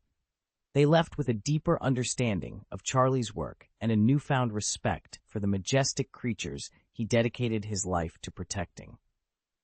The trip not only brought them closer to Charlie, but also to each other, as they shared experiences that would become cherished family memories for years to come. Chapter 20, Christmas and Lauganma. John watched with a secret glee as the Weasley twins enchanted a snowball to relentlessly pursue Professor Quirrell, bouncing off his turbaned head. Quirrell, who had dropped his pretense in front of John, was forced to maintain his facade of timidity and deceit in front of the other students, offering only a strained smile in response. Privately, John mused about the fitting retribution the twins had devised. Outside, a bitter cold wind lashed against the windows of the Hogwarts classrooms, while inside, a roaring fire warmed the great hall, signaling the onset of winter. John rubbed his hands together, exhaling a cloud of breath that fogged up the glass. He couldn't help but comment on Draco Malfoy's latest antics. It's said that in elementary school, kids bully the ones they like. Looks like Malfoy has quite the crush. The holiday spirit was dampened momentarily when Malfoy made a derogatory remark about Ron's family. Professor Snape, appearing as if he had been waiting for just such a moment, deducted 5 points from Gryffindor, despite Hagrid's protests. Malfoy strutted away, smugly scattering fir tree needles in his wake. "I'm going to teach him a lesson, just like John did," Ron declared, his hatred for Malfoy boiling over. Harry nodded in agreement. Malfoy and Snape were his least favorite people at Hogwarts. Hagrid, trying to lighten the mood, invited them to see the nearly completed decorations in the Great Hall. John was curious to experience Christmas in the wizarding world. The hall was a sight to behold, with Professors McGonagall and Flitwick having outdone themselves. Holly and mistletoe adorned the walls, and towering Christmas trees, decorated with twinkling icicles and hundreds of flickering candles, filled the room. Hagrid, having just placed the final touches on the last tree, was visibly excited for the holiday. "How many days until the holidays?" Hagrid asked, his anticipation palpable. "Just one more day," Hermione replied, her mind still on the task at hand. "But we have half an hour now. We could go to the library." John, intrigued by Hermione's determination to uncover the mystery of Nicholas Flamel, agreed to join them. Hagrid, bemused by their dedication to research, even on the cusp of a holiday, warned them off the dangerous path they were treading. Yet the trio's Gryffindor spirit only fueled their resolve. Despite their best efforts, Nicholas Flamel's name eluded them in the vast sea of books. Hermione, ever organized, created a list to streamline their search. As dinner approached, they reluctantly left the library, Hermione urging them to continue their search over the holiday and to share any findings via owl post. During the holiday, John found himself pondering the simplicity of the turkey before him, wishing for something as simple as Laoganma chili sauce to enhance its flavor. As he carved a piece of the bird, he mused about the potential of starting an owl-based delivery service, imagining the profits such an enterprise could bring. Meanwhile, his owl Basil had already set off, likely to retrieve the gift his parents were sending. John couldn't help but wonder what surprise awaited him, his thoughts drifting between the festivities and the mysteries yet to be unraveled. John hoped that Mr. Wick wouldn't send him a mouse or a black widow as a holiday gift. During the break, he tried his hand at wizard chess. The game, similar to traditional chess but far more entertaining, captivated him. Watching his queen get demolished by Ron's knight, John couldn't help but exclaim in frustration. Initially doubting his chess skills, John felt somewhat reassured after witnessing Harry's numerous defeats. Outside, the world was blanketed in snow, but John didn't let it interrupt his training. He understood that as his magical power grew, so too would the potency of his spells. Magic, he realized, was akin to water flowing through a faucet. The more you have, the stronger the flow. Previously, his limited magical power meant his spells lacked strength. However, after reaching level 3, not only did his spells become more powerful, but he also gained the ability to learn more complex attack spells. Yet, the first new spell he mastered was a defensive one, Protego, an enchantment that could neutralize most forms of attack. It proved to be incredibly useful. After a session in the Room of Requirement, John returned to his dormitory. The next morning, he was greeted by a gift from Basil, his pet. Among the presents, one from Mrs. Wick contained a pair of warm gloves she had knitted herself. Another, from his father, was a mysterious four-sided cube. Upon shaking it, John was relieved to find it too small to contain a mouse. Inside, he discovered a bottle of hot sauce labeled Old Godmother, Laoganma, established in 1984. Accompanying the gift was a letter from his father, explaining the lengths he went to acquire this bottle of Laoganma, knowing how much his son enjoyed flavors from the mysterious East. Eagerly, John tasted the sauce, and the familiar flavor overwhelmed him, bringing him close to tears after 11 years. The gifts from Hagrid and Hermione paled in comparison to this taste of home. In the Great Hall, Harry and Ron were intrigued by the unusual bottle.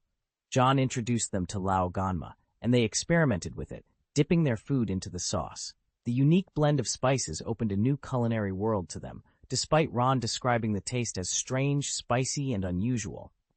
Ron also shared some fudge with John, which was delightfully sweet. Hermione's gift, a chocolate frog, nearly escaped before John could catch it. The Weasley twins sported hand-knitted sweaters similar to Ron's, but in blue, each adorned with different letters. At the Christmas banquet, Dumbledore, wearing a flower-embellished bonnet, tried the Laoganma. His expression suggested disappointment, likely due to its lack of sweetness. Nonetheless, the banquet was a joyful occasion for both professors and students. Later, in the Room of Requirement, John reflected on the day's events. Opening Hermione's chocolate frog, he caught it and took a bite, revealing a wizard card of Albus Dumbledore. Initially indifferent, John's attention was caught by the card's details, listing Dumbledore's achievements, including defeating Grindelwald in 1945, discovering 12 uses for dragon's blood, and his alchemical success with Nicholas Flamel. The card reminded John of Dumbledore's esteemed position as the greatest wizard of their time, sparking a newfound respect and curiosity in him. John stared blankly at the card in his hand, his gaze eventually settling on the name Nicole Flamel. Alchemy, he murmured, rubbing his chin thoughtfully. A flicker of recognition sparked in his mind. He remembered coming across a particularly astonishing entry in the alchemical records. It was something almost mythical, a creation that defied the very laws of nature. Could it be the Philosopher's Stone? He wondered aloud. The Philosopher's Stone, as legend had it, was a powerful alchemical substance capable of turning base metals into gold, and even more incredibly, granting immortality through the elixir of life. The very thought of such an object existing stirred a mix of skepticism and intrigue within John. If Nicole Flamel was indeed associated with this legendary artifact, then there was much more to uncover than he initially thought.